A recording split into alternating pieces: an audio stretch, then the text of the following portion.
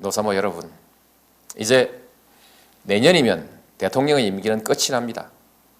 그러면 노사모가 할 일은 끝이 나는 것일까요? 저 노무현의 할 일도 끝나는 것일까요? 민주주의의 완성은 없을 것입니다.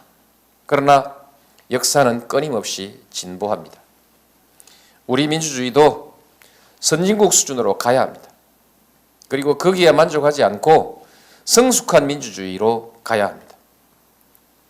민주주의의 핵심 가치인 대화와 타협, 관용, 통합을 이루어내야 합니다. 미래를 내다보고 민주주의의 완전한 이상과 가치를 실현하기 위해서 끊임없이 노력해 나가야 합니다. 이미 우리는 거의 모든 부분에서 선진국 수준에 들어섰습니다.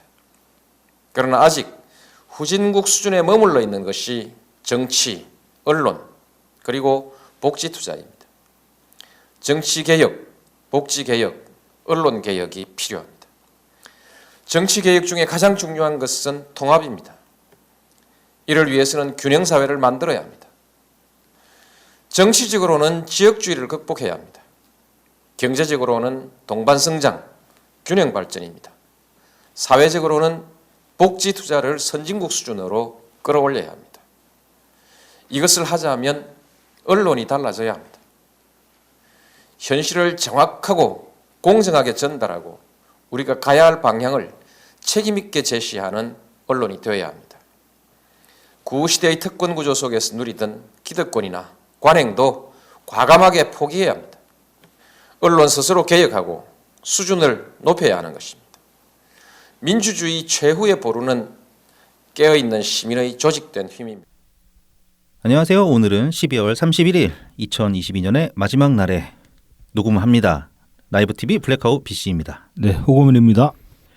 오늘 인트로는 저희 목소리가 아닌 노무현 대통령님의 육성으로 들려드립니다. 노무현 대통령님께서 2007년 6월 16일에 제8차 노사모 총회에 축사를 보내셨습니다. 거기에 일부입니다. 그게 이제 총 그 풀 버전 한 10분 넘어가는 건데 그 대부분은 당시 노사모의 어떤 활동이나 그런 것들에 관한 이야기라서 이제 뭐 다 들으셔도 괜찮겠지만은 굳이 지금 와서 뭐 들을 필요가 있을까 싶고 이제 중요하다고 생각되는 대목만 이제 발췌해서 저희 이번 주 이제 인트로를 붙여봤습니다. 참 저희 방송에 노무현 대통령님 말씀을 이렇게 노무현 대통령님의 목소리로 올리니까 왠지 뭐 좀 부끄럽기도 하고 쑥스럽기도 하고 괜히 그런 기분이 드네요. 그렇죠. 우리가 노무현 대통령님 이렇게 영상이나 목소리를 따서 그러니까 누가 안 되게 대통령님 그 이름이나 명성에 누가 안 될 방송을 하고 있는가 그런 걸 생각해 보면 부끄럽긴 하죠. 네, 괜히 찔리죠. 괜히 찔리죠. 근데 뭐 그렇게 따지면 문재인 대통령님한테는 얼마나 우리가 큰 민폐를 끼치고 있습니까? 그러게 말입니다. 이낙연 대표님한테도 마찬가지고. 네. 아이고. 네, 그래서 이게 마지막 날까지 저희를 후원해주신 고마운 분들 소개해드리고 본 내용으로 들어가도록 하겠습니다.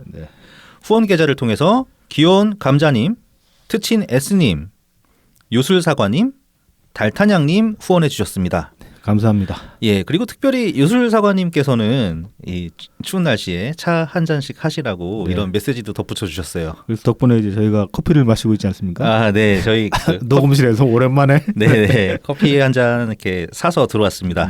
잘 마시겠습니다. 잘 마시겠습니다. 네, 그리고 제공입니다. 웰 컴퓨터입니다.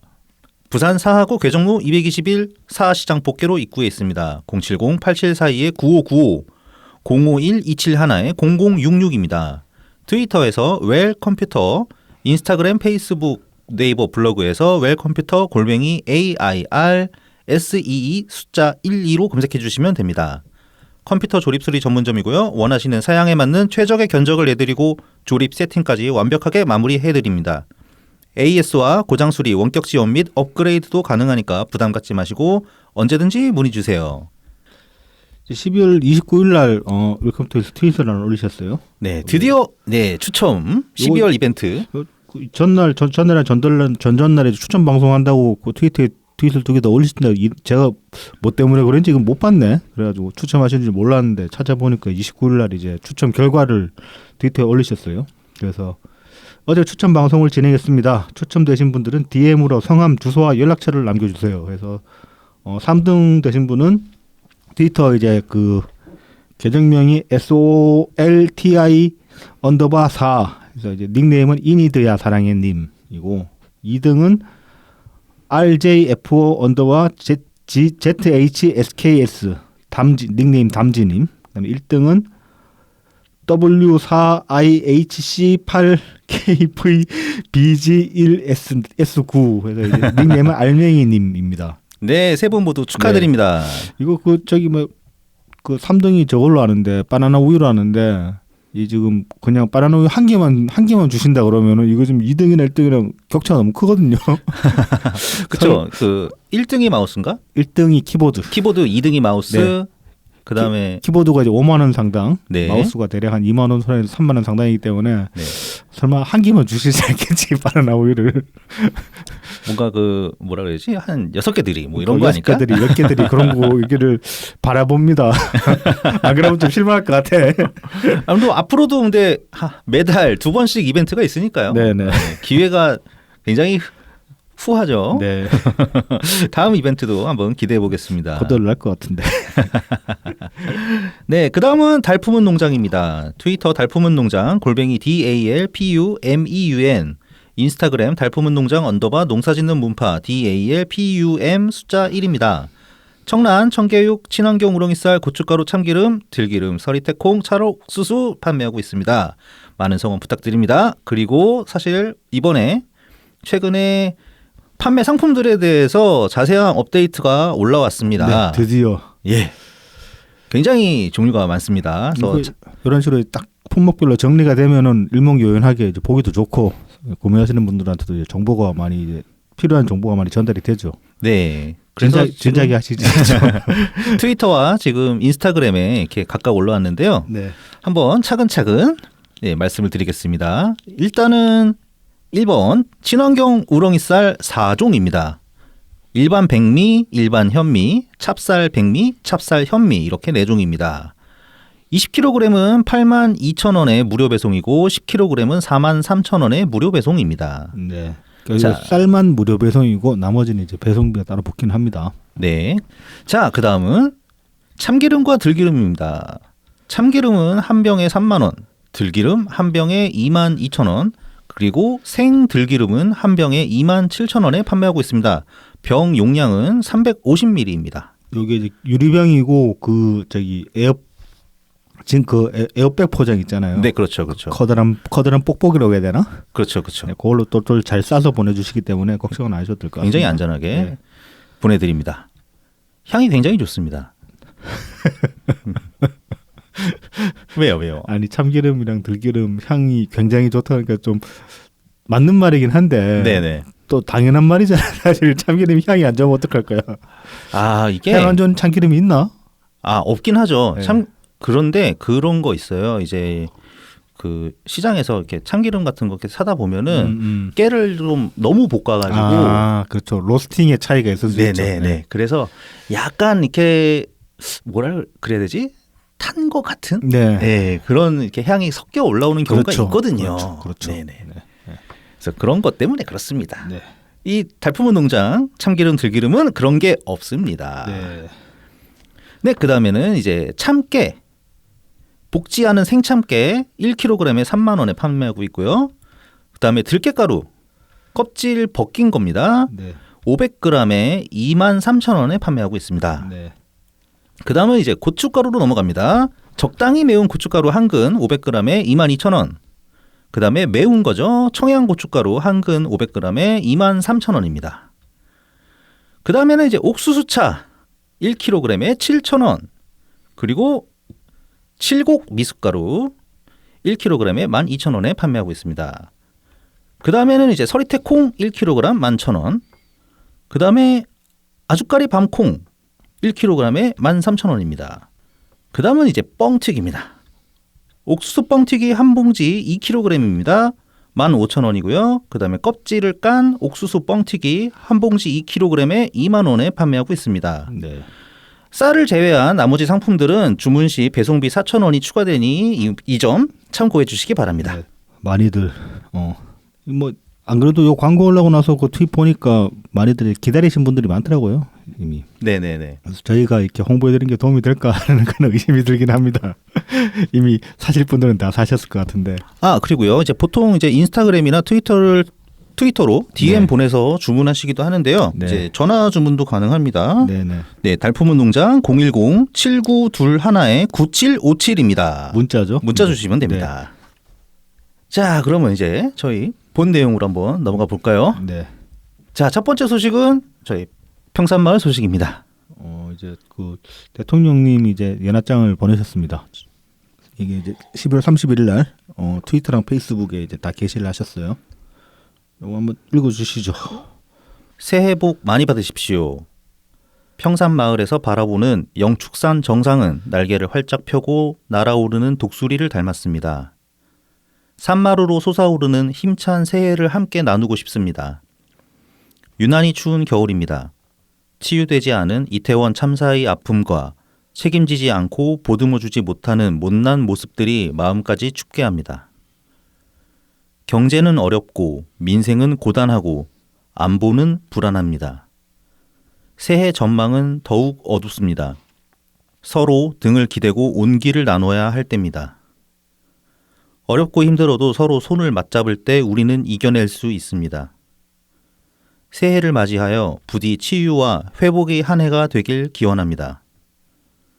이웃의 아픔에 공감하고 배려하며 연대하는 따뜻한 사회가 되길 소망합니다. 모두 새해 복 많이 받으십시오. 2023년 새해를 맞이하며 문재인, 김정숙. 또 이제 이어서 오늘은 저기 이낙연 대표님께서도 연합장을 또 올리셨어요. 근데 내용이 보면 상당히 좀 비슷합니다. 어떤 이낙연 대표님의 연합장도 제가 한번 읽어보겠습니다. 새해 복 많이 받으십시오. 이 겨울 참 어둡고 춥습니다. 내 삶이 버거운데 나라도 안팎으로 걱정입니다.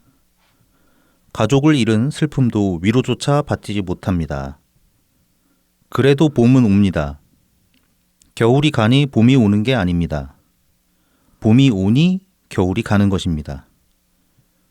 끝까지 희망을 붙들고 새 봄을 준비합시다. 서로가 희망이 되고 서로에게 위로가 되는 복받는 새해 맞으십시다. 2023 새 봄의 길목에서 이낙연 올림. 그 두 분 연합장 내용이 비슷하지 않습니까? 상당히. 네. 근데 저는 이낙연 대표님 연합장을 이낙연 대표님이 그런 의도로 쓰셨을 것 같진 않은데, 그런데 이제 제가 굳이 이제 좀 누군가 듣기에 좀 기분 나쁘게 악의적으로 해석을 해보자면은 그런 것들이 있어요. 여기 보면은 표현 중에 좀 눈에 띄는 게 이 겨울 참 어둡고 춥습니다라고 말씀하셨습니다. 네네. 지난주에 우리가 그 이재명 스티커를 얘기를 했었죠. 길고 깊은 겨울 네. 말씀이시죠? 예.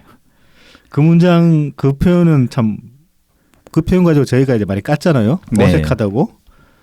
그걸 교정해 주신 것 같아요, 왠지. 그렇지. 어둡고 추운 겨울이다 이러면 말이 되지. 그렇죠. 또 이 겨울밤은 네. 길지 않습니까? 네. 그리고 또 보면은 그리고 그래도 봄은 옵니다. 겨울이 가니 봄이 오는 게 아니고 봄이 오니까 겨울이 가는 것이다라고 말씀을 하셨잖아요. 요 대목도 보면 이재명이 지난주에 뜬금없이 쓴 문장이 있어요. 제비가 와서 봄이 아닙니다. 봄이라서 제비가 오는 겁니다. 그런 소리 했는데 그것도 되게 그 좀 상황에도 맞지 않고 대체 이 표현을 왜 했나 싶은 그런 뜬금없는 소리였거든요. 네네네. 그 왠지 이제 지난주에 그 이재명이 SNS랑 게시판에 쓴 그 똥글들을 보시고 야, 아니 글을 이렇게밖에 못 쓰냐? 그래가지고 이제 비슷한 표현인데 적합한 표현으로 수정해서 올리신 게 아닌가 하는 생각이 잠깐 들었습니다. 네, 뭐 그렇게 볼 수도 있겠죠. 있겠지만은 예, 이낙연 있겠지만. 대표님이 그런 악의를 가지고 글을 쓰시는 분은 아니시기 때문에 이건 어디까지나 저의 악의적인 해석입니다. 네네네, 맞습니다. 사실 뭐 이 두 분들께서 네. 그 신경이나 쓰시겠습니까? 그냥 평소 쓰시던 대로 쓰셨는데 그렇죠. 누군가는 좀 찔려해야 하는 것이죠. 자, 이어서 대통령님이 이제 26일 날 기부 소식이 하나 들렸어요. 이게 이제 26일 날 경남 사회복지 공동회 모금회에서 이제 소식을 전해왔는데 대통령님께서 23일 날 이웃돕기 성금 500만 원을 보내셨다고 합니다.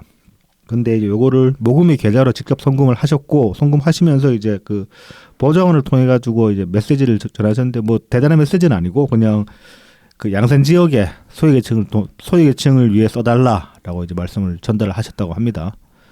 저는 여기서도 약간의 대통령님의 어떤 인품을 느낄 수가 있는 게 이런 식으로 이제 송금하고 하면 보통 봉투에 넣어가지고 금융금 네. 전달하지 그렇게 한다든지 해서 생색을 낼 수도 있거든요. 뭐 사진 남기고. 네, 그렇죠. 사진도 남길 수 있고 충분히. 네. 근데 대통령님은 원래 그런 허례허식 별로 안 좋아하시는 분이시고 성품상 네. 그냥 담백하게 그냥 계좌로 그죠 쿨하게 훅 쏴주시고 계좌 이체. 그래서 뜬금없이 가면은 또 이분들이 당황해할 수도 있으니까 그냥 보좌관 통해서 그냥 주변에 어려우신 분들 도와주십시오. 그렇게 이제 한 말씀 네. 남기신 게 아닌가. 특별하게 더 보태고 뺄 말씀도 없이 그냥 딱 그 말씀을 하신 거잖아요. 네네 그렇죠. 담백하게.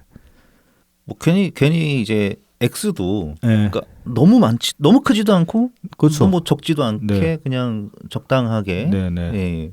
그냥 뭐 하실 만한 정도 네네. 이렇게 보내신 거 아닌가. 네, 그렇죠. 괜히 X를 보니까 또 그런 생각도 드네요. 과시하거나 그런 거 네 아니고. 그런 거 네. 없이. 말 그대로 담백합니다. 예. 특별히 보태고 빼는 거 없이. 그리고 이제 26일 날 또 SNS에 이제 연할 글을 하나 올리셨는데 이게 이제 조세희 작가가 이제 이날 별세를 냈다고 합니다. 그래서 이제 난소공에 관해서 이제 글을 올리셨어요. 그래서 난장이가 쏘올린 자원공을 우리 세대는 난소공이라는 애칭으로 불렀습니다. 다들 뭐 지금까지도 아마 난소공이라고 부르죠. 아 저는 이제 이번에 알았어요. 이 소설 모르세요? 소설은 안 아는데 네, 이걸 이거 난소공이라고. 애칭이 난소공이라는 이렇게 거? 줄임말로 네. 애칭이 있었다는 걸 처음 알았어요. 이것도 약간 세대 차이가 있는 건가? 하여튼 저는 제가 대통령 읽진 세대- 않아서 그렇지 네. 이 소설은 굉장히 유명하고 그다음에 이렇게 수능 시험 문제에도 곧잘 등장했었던 네 그런 내용이죠. 내용은 제가 잘 기억을 못하지만 그래도 내용을 대통령님이 요약을 해주셨어요. 네. 산업화와 개발 시대 저임금 노동자, 도시 빈민, 철거민들의 비참한 현실과 불평등을 치열한 문제의식으로 다루면서도 환상적이라고 할 만큼 간결하고 아름다운 문장으로 읽는 사람들에게 가슴을 찌르는 공감과 감동을 준 우리 시대 최고의 소설입니다. 저를 비롯한 우리 세대는 난소공을 읽으며 우리 사회의 불평등하고 비인간적인 모순을 직시하고 약자들의 아픔에 공감하는 사회의식과 실천의지를 키울 수 있었습니다. 조서희 선생님이 꿈꾼 세상은 여전히 우리 모두의 숙제로 남아 있습니다. 분노할 힘마저 부족한 시대를 살고 있다. 냉소주의는 우리의 적이 제일 좋아하는 것이라고 하셨던 선생님의 말씀을 떠올립니다. 개인적으로는 선생님이 소설을 쓰지 않고 당대 비평 잡지를 만들던 시기에 그 이유를 묻는 제 질문에 이 시대의 소설들이 너무 힘들고 버거워서 쓸 수가 없다며 고통스러워 하시던 모습을 잊을 수 없습니다. 코로나가 선생님의 생을 재촉했더니 더욱 가슴 아픕니다. 선생님의 명복을 빌며 유가족에게 깊은 위로의 마음을 전합니다. 아, 이 코로나 네. 걸리셨었나 보네요. 네. 연세가 있으시니까. 네.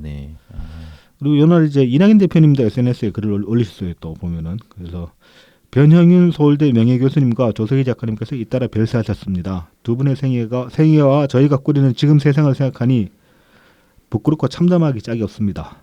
두 분을 보내드리며 저희 세대의 못남을 자책합니다. 이제 세상을 향한 고뇌는 후대에 남기시고 부디 안식하소서. 요건 트위터 올리신 글이고 페이스북에 꽤 긴 글인데 좀 너무 길어가지고 소개하기 힘들어가지고 네네. 트윗 글을 가져왔습니다.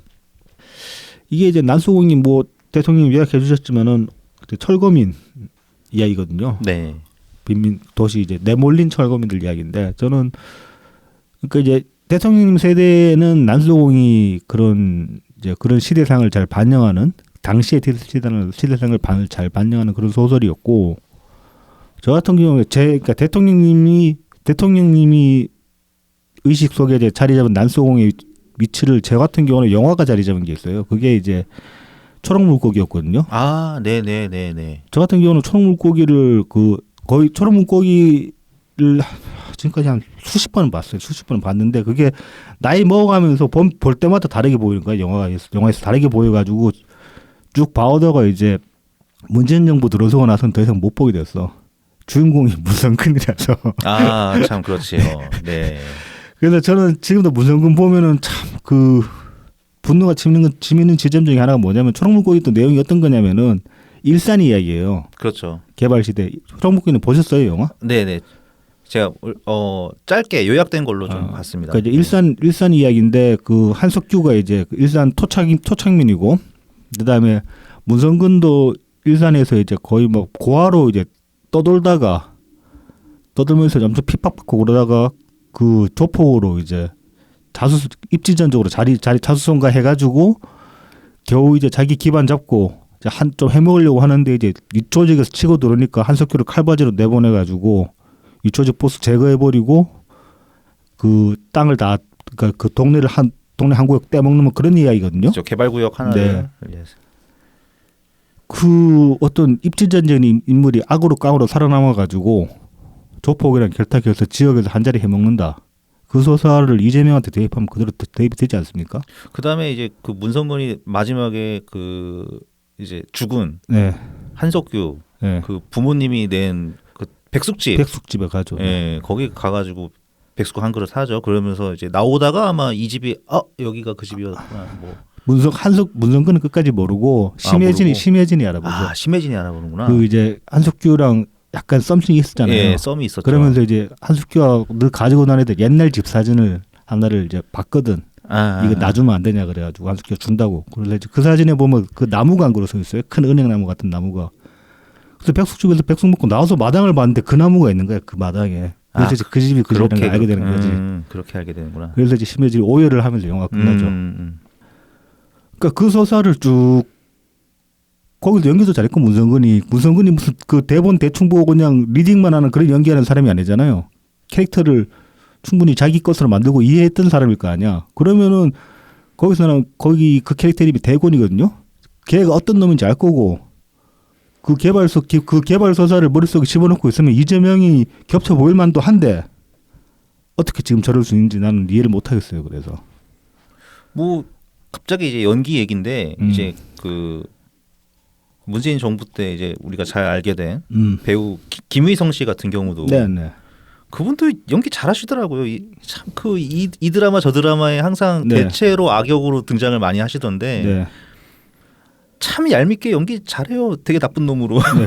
김의성 같은 경우도 제가 트윗을 썼지만은 제가 이제 그 이명박 때는 그게 개봉 박근혜 때였나 소수의견이라는 영화가 있어요. 그 저기 누구야 G.O.D 출신 배우 누구지? 윤계상. 네, 윤계상이 이제 변호사로 나오고 김의성이 검사로 나와요. 그 내용이 뭐냐면 용산 참사 때 용산 참사를 모티브로 해가지고 이제 그 거기서 어떤 벌어진 사고 가지고 당시 정부에서 이제 여론전 펼치고 그거 하면서 이제 막 그 사고를 사고 이제 덮으려고 하면서 이제 그 뭐야 시위자들 이제 가해자를 만들고 그런 내용이에요. 그래서 당시에 보면 여론전 어떻게 하는지 여론전 되게 교활하게 하는 거 그런 것들이 영화에 쭉 나오거든요.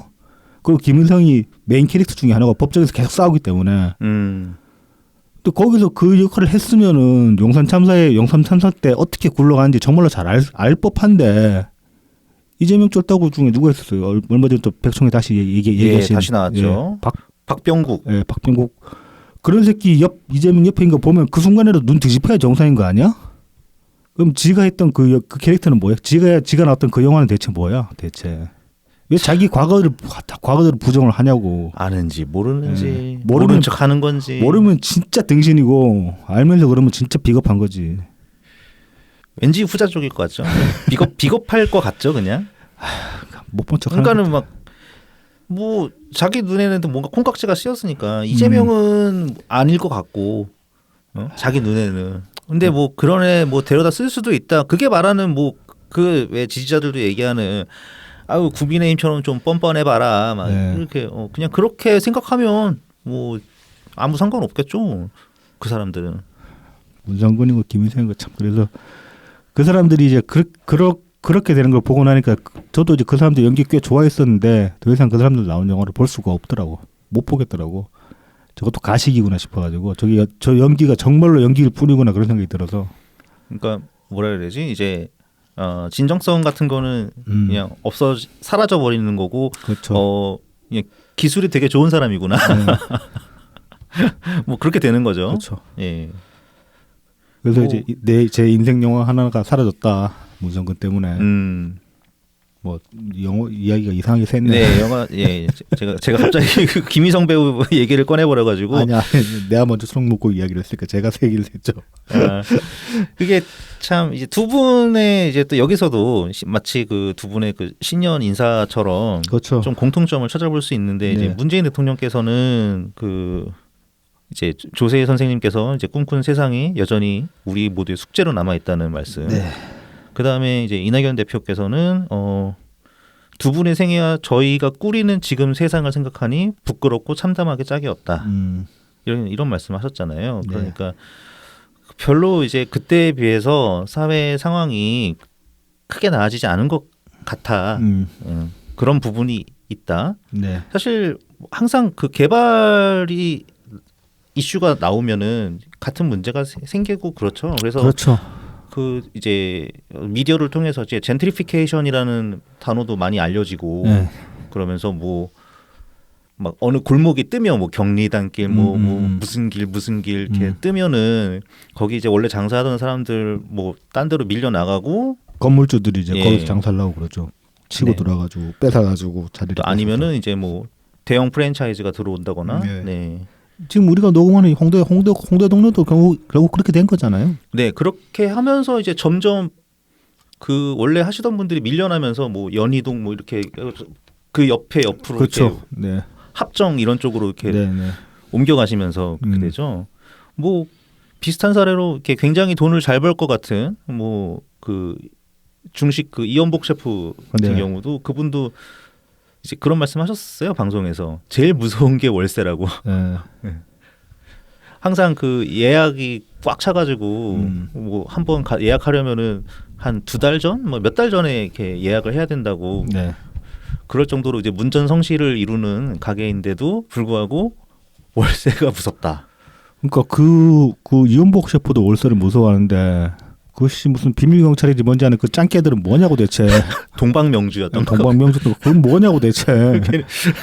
걔네 그 뭐야 리뷰 무슨 유료 설명회를 한다지 않나 자기들이 뭐 씨. 아니 홀에서 시켜 먹은 짜장면이 네. 무슨 배달 오다가 다 불어터진 짜장면처럼 그러니까. 기어 나와가지고 어디서 관상만 제가 관상을 별로 그런 관상 같은 거 안 믿지만은 그래도 그 인간 사진 딱 보는 거 이거 완전 사적으로 네, 사짜 냄새가 느낌이 물씬 들더만. 야 이거 국정원에서 뭔가 어느 정도 정보를 잡고 있을 것 같기도 한데. 그러니까요. 네. 그것 근데 모르겠다. 지금 이제 대내 파트는 문재인 정부 때 어쨌든 간에 경찰로 이관했기 때문에 그러면 경찰이 잡고 있을지도 모르지. 네, 그렇죠. 아무튼 간에 참 수상합니다. 많이 수상한 네. 거. 네, 얼마 전에 백브리핑에서도 그 많이 이제 말씀을 하셨던데 백청이 네. 관련해서 박병국이 거기서 맨날 그거 했다고 행사했다고.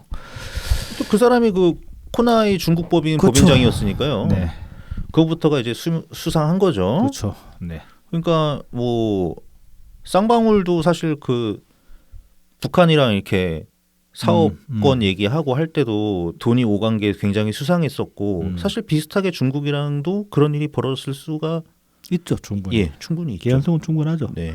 뭐 사실 이제 저희도 그 동안에 뭐 그 저기 트위터 같은 데서도 보면 많이들 이제 중국 개딸들 중국 사람 아니냐 그런 말씀 많이들 하셨고 네네. 실제로도 보면 이제 상당히 좀 그렇게 볼 만한 근거가 있다. 뭐 그 정도까지 저희도 생각을 했지만 방송에서 저희가 특별히 안 다룬 거는 뭐 굳이 저희까지 그 이슈를 다룰 필요가 있냐 싶었던 것도 있었고 그다음에 뭔가 좀 근거가 부족하다 그래도 네. 그렇게 볼 수도 있는데 그걸 그렇다라고 말하기엔 근거가 부족하기 때문에 저희가 이제 다루지는 않았던 건데 이번 지금 동방명주 여의 같은 경우는 보면은 그러니까 그거랑 연계시켜서 생각해 보면은 상당히 좀 부족한 부분이 많이 채워지는 느낌이 저도 듭니다. 지금 같은 경우는. 네. 어쨌든 적어도 온라인에서는 대활약할 수 있죠. 네. 그 사람들이. 그렇죠. 뭐 네. 그렇게 인원이 많을 필요도 없어요, 사실. 네. SNS에서 활동하는 거. 그렇죠. 뭐 드루킹도 했었는데. 그러니까. 그렇게 이상한 수작업으로. 네. 네, 자꾸 얘기가 벗어나는데 네. 사실은 이제 그 지금의 이제 시대상, 네. 시대상이 과거에서 과연 얼마나 변해 왔는가. 사실 많은 게 변했으면서도 아직 해결되지 않은 그런 그렇습니다. 개발과 네. 그 보호받지 못하는 사람들에 대한 이슈. 이제 그런 내용이 이제 그런 내용에 대해서 이제 두 분께서 같이 문재인 대통령님, 이낙연 전 대표님께서 가슴 아파하셨다는 계속 고민할 수밖에 없죠 이거는. 네. 그리고 그렇게 일거에 해소시킬 방법도 없고 사실은. 하지만 계속 고민을 해야 되는 거죠. 네.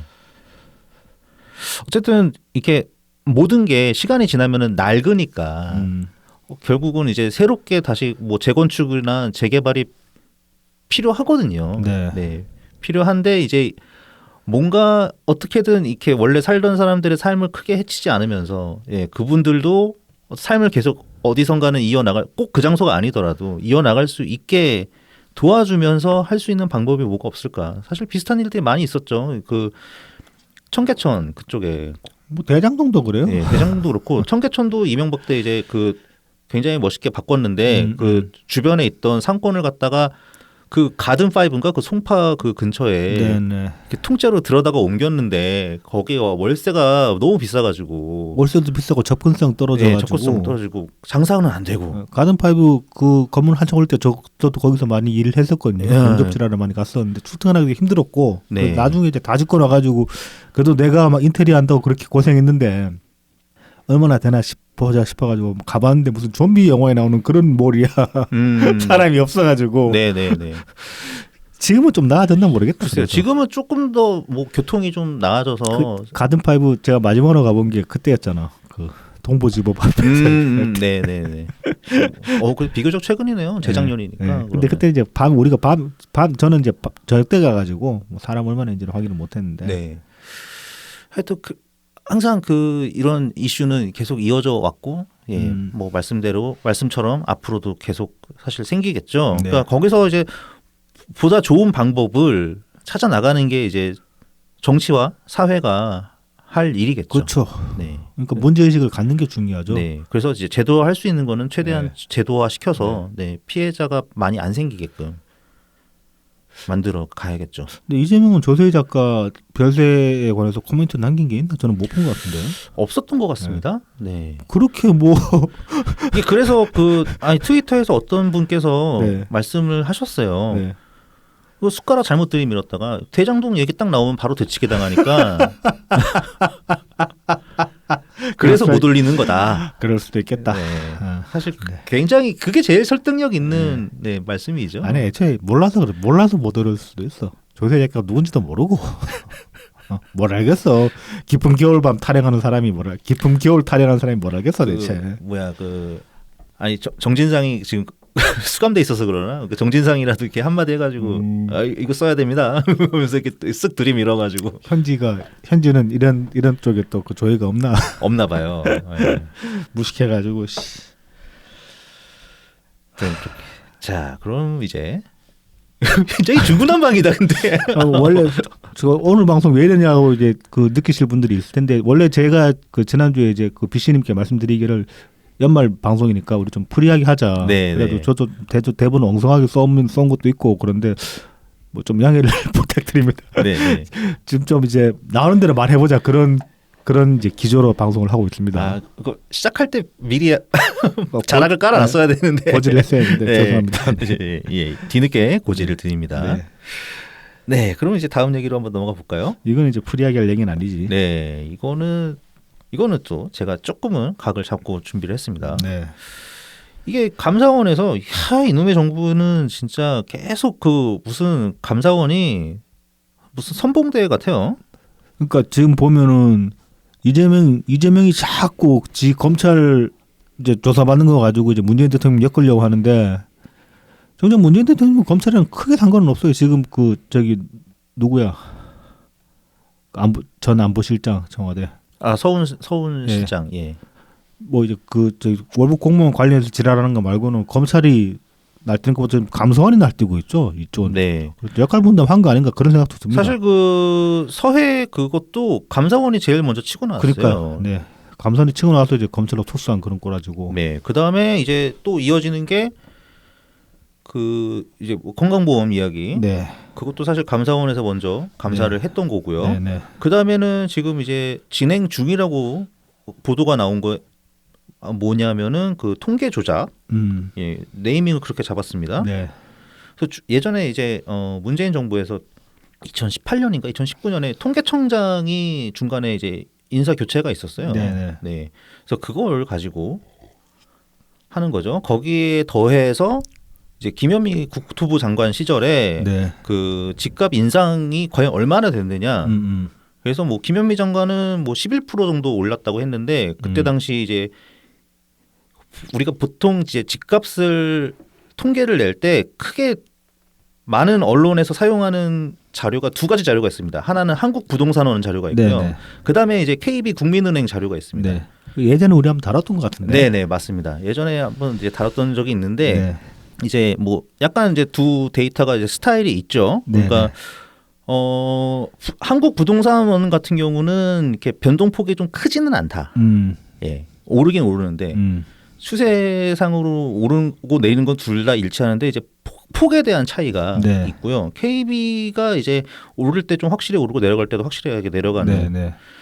그래서 한국부동산원 같은 경우는 이제 마치 가계동향조사 비슷하게 어떤 그 샘플을 전국적으로 적당히 몇 개 개수를 선정을 해가지고 그걸로 이제 집값을 통계를 내고 네. KB국민은행 같은 경우는 대출을 하는 입장이니까 은행이니까 네. 그때 이제 들어오는 서류들이나 그런 걸 가지고 하기 때문에 이제 그 데이터가 따로 자체적으로 데이터가 나오고요. 그래서 이제 뭐 어느 걸 더 선호하냐 그거는 이제 다 사람마다 차이가 있는 것 같더라고요. 네, 근데 네. 이제 정부 같은 경우는 한국부동산원 기준으로 좀 더 많이 하고요. 네. 이제 언론사나 그런 데서는 이제 둘 다 다루는데 KB 쪽을 좀 더 신뢰하는 그런 분위기가 있다. 뭐 네. 그런 말씀을 예전에 기정님께서 하셨었죠. 네. 근데 이제 그때 그 문제되는 거는 차이가 좀 너무 컸다. 네. 김현미 장관은 이제 11% 정도밖에 인상 안 됐다. 네. 그래서 정부가 집값을 잘 잡고 있다. 이런 느낌으로 했는데 KB 자료상으로는 같은 기간에 52% 인상됐다. 그러니까 전혀 안 잡히고 있다. 그래서 이것도 뭐 통계 조작 아니냐. 이제 이런 얘기가 이제 이런 걸로 이제 감사원이 이제 트집을 잡고 있는 거죠. 네. 그래서 통계 조작이 그래서 그게 있고 그다음에 이제 이번에 하나가 더 추가가 된 겁니다. 네. 전기 요금을 문재인 정부는 왜 이렇게 안 올렸냐. 네.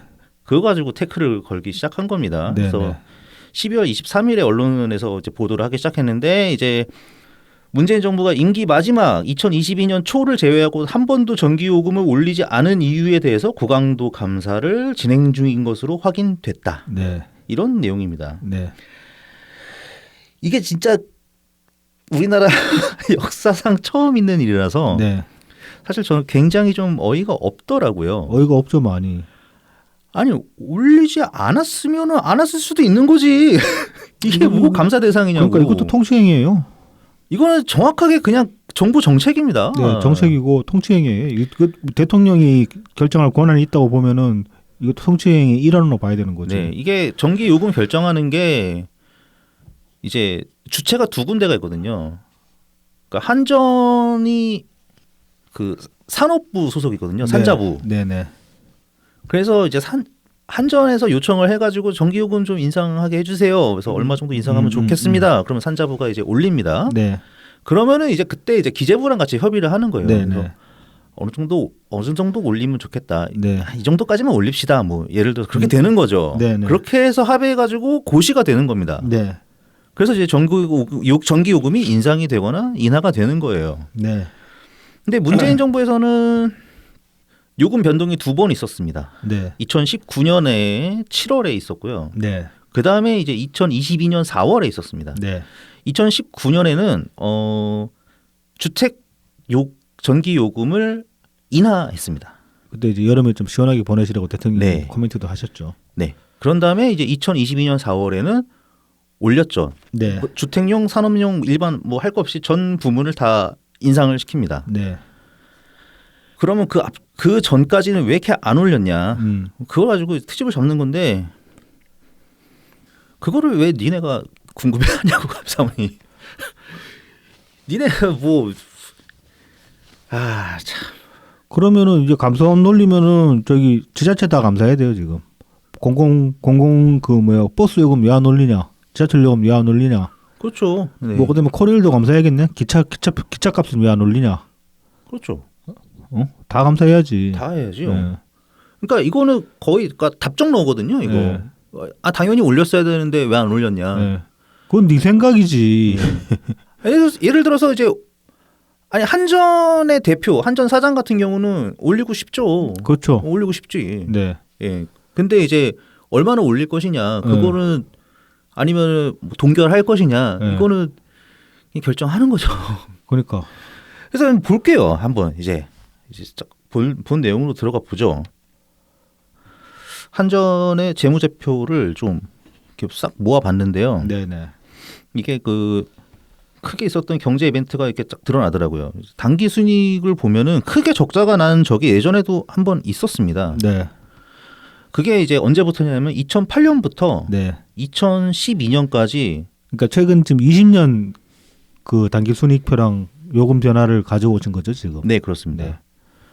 그래서 2004년부터 한전 홈페이지에서 이제 확인을 할 수가 있는데요. 네네. 2004년부터 2007년까지는 일단 꾸준히 뭐 1조에서 2조, 3조 좀 안 되게 네. 흑자를 보이고 있었고, 네네. 2008년부터 적자가 갑자기 이제 커집니다. 네. 그래서 2008년에 약 3조, 네. 그 다음에 2009년, 2010년에는 이게 뭐 470억, 뭐 200 마이너스 200억 정도. 그러니까 이제 한번 세게 적자 났다가 이제 회복세로 들어가는 거 아니에요? 회복세로 들어오는 것 같다가 네. 2011년에 또 3조 3천억, 네. 그 다음에 2012년에 또 3조, 네. 뭐 이렇게 이런 식으로 적자를 제법 크게 봅니다. 네. 이때가 이제 그 일단 리만 브로더스 사태 이후로 그 다음에 이제 유럽발 그 재정 위기랑 뭐 해가지고 아마 그때도 이제 달러 강세로 환율이 올라가면서 네네.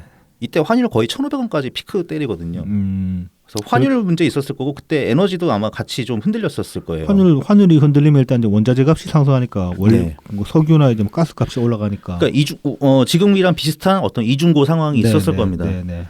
그래서 이때 이제 적자가 크게 있었고 네. 이때 그러면은 이명박 정부 때였습니다. 네. 물론 이때 이명박 정부 열심히 올리긴 했어요. 네. 2008년에 4.5% 올리고, 네. 그러니까 다 평균입니다. 이제 모든 부분을 다 평균 냈을 때 4.5% 인상하고, 그 다음 해 2009년에 3.9%, 3.5%, 그 다음 2011년 8월에 또 4.9%, 와 계속 엄청 올랐네. 네. 매년 이렇게 올랐으니까. 네. 그 다음에 2011년 12월에 또 4.5%, 그 다음에 2012년 8월에 4.9%. 그러니까 매해 한 4% 5%씩 쭉 한 내리 5년을 갖다가 네. 쭉 올렸습니다. 네. 하여튼 올렸는데 네. 그런데도 적자네. 음. 그러면은 이거 왜 더 안 올렸어라고 태클 걸 수 있죠. 그렇지. 같은 논리면은 적잖하게 냅뒀냐고. 야 부족하게 올렸으니까 적자가 이렇게 막 수조씩 나는 거 아니냐. 그렇죠. 이렇게 얘기할 수 있잖아요. 네. 그리고 이제 박근혜 정부 들어와서는 이제 이게 다시 안정화되면서 다시 또 흑자로 돌아섭니다. 네. 흑자로 돌아서니까 뭐 2조? 2015년에는 이익이 많이 났나 봐요. 13조 네. 정도 흑자. 그 다음에 2016년 7조. 그 다음에 또 다시 좀 더 줄어들기 시작하고요. 네. 그러니까 어떤 이렇게 흐름이 있죠. 영업상에. 오르락내락하는 게 있네. 오르락내락. 기복이 있네. 네. 그다음에 대내외적인 문제 같은 것도 있을 거고. 네. 그 다음에 또 이제 이건 단기 순이익이니까는 이제 뭐 한전에서도 뭐 설비 투자 같은 것도 할 수 있고 이제 그런 거 투자가 들어가면서 뭐 이렇게 이익이 좀 줄어들 수도 있는 거고요. 네네. 그다음에 이제 그런 상황에서도 뭐 박근혜 정부에서 요금 2013년에 2번 올렸었습니다. 네. 4% 5%. 그다음에 17년에 네. 2017년 1월에 이때는 아마 그 황교안 직무대행 체제였을 것 같은데 네네. 1월에 아주 고마운 짓을 했어. 나 이거 문재인 정부에서 한 줄 알았는데 네. 주택용 전기요금을 11.6% 인하합니다. 명분이 뭐였지? 글쎄요. 그냥 그 탄핵 안 당하려고 선심성인가? 선심성인가 싶기도 하고. 진짜 아니, 그러네. 2017년 1월 1일식 전기요금이거든요. 네네. 그러니까 그 전에 저는 연도만 알았었어요. 네. 2017년. 그래서 문재인 정부에서 2번 내렸구나 이렇게 생각했는데 네. 1월 1일이니까 박근혜 정부였더라고요. 네네. 그래서 왜 그랬을까? 일단은 그런 게 이제 눈에 밟히는 거죠. 네네. 탄핵당하기 싫었구나. 네. 지지율을 어떻게든 올려보려고. 근데 뭐 확실한 이유가 있었을지도 모르죠. 네네. 네. 어쨌든 근데 이명박 정부에서도 그렇고 박근혜 정부에서도 그 산업용 요금을 꾸준히 올리면서 주택용과 산업용 전기요금의 차이가 줄어들기 시작합니다.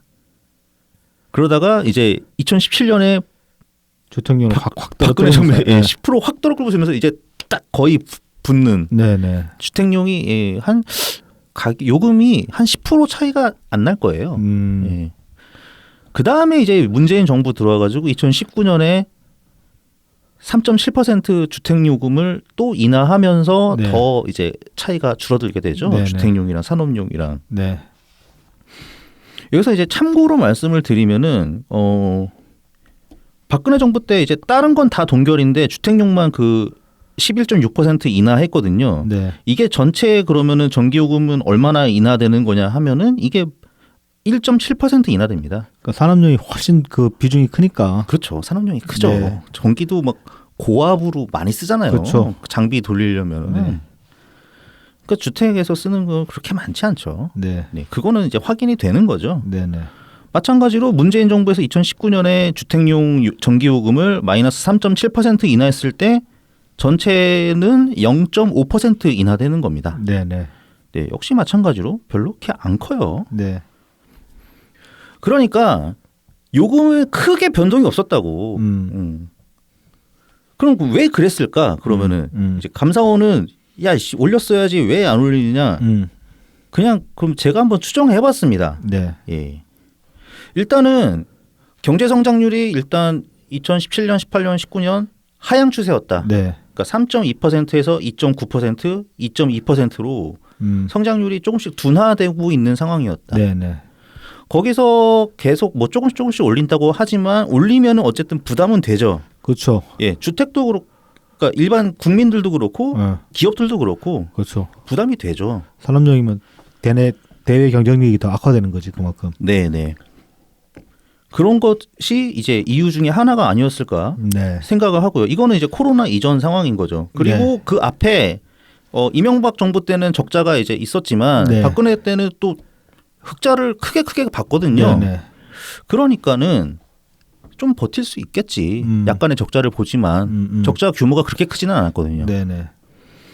그래서 안 그래도 이 단기 순이 그 매년에 연마다 적자 흑자를 2004년부터 올해 3분기까지 쭉 다 모아서 더해 보면은 네. 1조 4천억 흑자예요. 네. 아직까지. 네. 네. 누적된 거를 물론 이제 이거 여기서는 이제 뭐 추가적으로 뭐 또 들어가는 게 있겠죠. 그러니까 뭐 실제로 1조 4천억을 한전이 가지고 있다는 건 아니라는 거지. 예, 현금을 네. 모든 기업이 그렇지만 그렇죠. 현금으로 갖고 있지는 않겠지만 네. 어쨌든 나중에 또 완화될 수도 있는 거거든요. 그러니까 어찌됐건 간에 예. 다 이렇게 플러스 마이너스 해보면은 장부상으로 지금 빵꾸 나는 건 아니라는 거죠. 네. 그 대신에 이제 올해가 뭐 이미 3분기까지 16조 6천억 정도가 적자니까 네. 이거 부담이 크니까 뭐 네. 난리가 나는 거죠. 뭐 이자가 막 나갈 건 아닙니까? 그다음에 이거는 영업이익으로 봐도 그래요. 영업이익으로 봐도 38조 흑자야. 네. 얘네가. 그러니까 최근에 급속도로 뭔가 상황이 안 좋아진 거지. 네. 이게 뭐 정책 방향 자체가 이렇게 어떤 뭐 구조적으로 적자를 유발하는 그런 흐름은 아니었다는 거죠. 그렇죠. 예. 지금 이제 뭐 지금 전기요금 인상되는 요인은 당연하잖아요. 네, 그렇습니다. 전쟁 때문에 그런 거지. 우크라이나 전쟁 때문에 그런 예. 거지. 전쟁과 그다음에 이제 코로나 거리두기가 봉쇄가 끝나면서 갑작스러운 네. 수요 폭발. 그렇죠. 네. 안 돌아가던 공장이 갑자기 돌아가니까. 예, 2020년 2021년 거의 2년 가깝게 쉬던 공장들이 막 돌아가기 시작하니까 그러면서 아니 그래서 석유값도 확 뛰었었잖아요. 그러니까요. 예, 거기다 지금 또 원하는 약세고 자꾸 가면 갈수록 네. 지금 환율 자꾸 오르고 있고 그러니까 당연히 요금 전기요금 오르는 건 당연한 얘기고 사실은 저는 이제 뭐 지금 감사원이 왜 이러느냐 이것도 좀 정치질이라고 보는데 아 이건 완벽히 정치질입니다. 그러니까 이거. 그 공급 요금들이 이제 다들 인상을 많이 했잖아요. 가스도 그렇고 지금 네. 전기도 그렇고 그럼 불만이 야기될 수밖에 없는데 이것도 이제 문재인 정부 탓으로 돌리려고 지금 예. 이거 자락 까는 거죠. 그렇죠. 핑계거리 만들려고 지금 이러고 있는 건데 참 치졸한 짓이죠. 설득하면 됩니다. 사실 그대로 뭐 얘기를 하면 돼요. 이러이러 지금 대외적으로 지금 어려운 거 모르는 사람 있나? 그럼 모르면 네. 무식한 거지. 그렇죠. 우크라이나 전쟁 나가지고 가스가 확 뛰었다는 거 다 아는 얘기잖아요. 그리고 문재인 정부에서 연료비 연동제를 시작했다고요. 그렇죠. 예, 그래서 올릴 수 있을 만한 타이밍을 여건을 만들어 놨어. 그렇죠. 차라리 그거 핑계 대고 올리든가. 그러니까 어. 연동제를 만드는데 다만 이제 문재인 정부는 그걸 본격적으로 시행하려고 했을 때 코시국에 걸렸기 때문에 걸려 있었죠. 거리두기가 한창이었기 때문에 이게 이제 연료비 연동제가 2021년 1월부터 이제 시행이 됐어요. 네. 근데 이제 21년 동안에는 요금을 억제를 했죠. 예, 동결을 시켜놨단 네. 말입니다.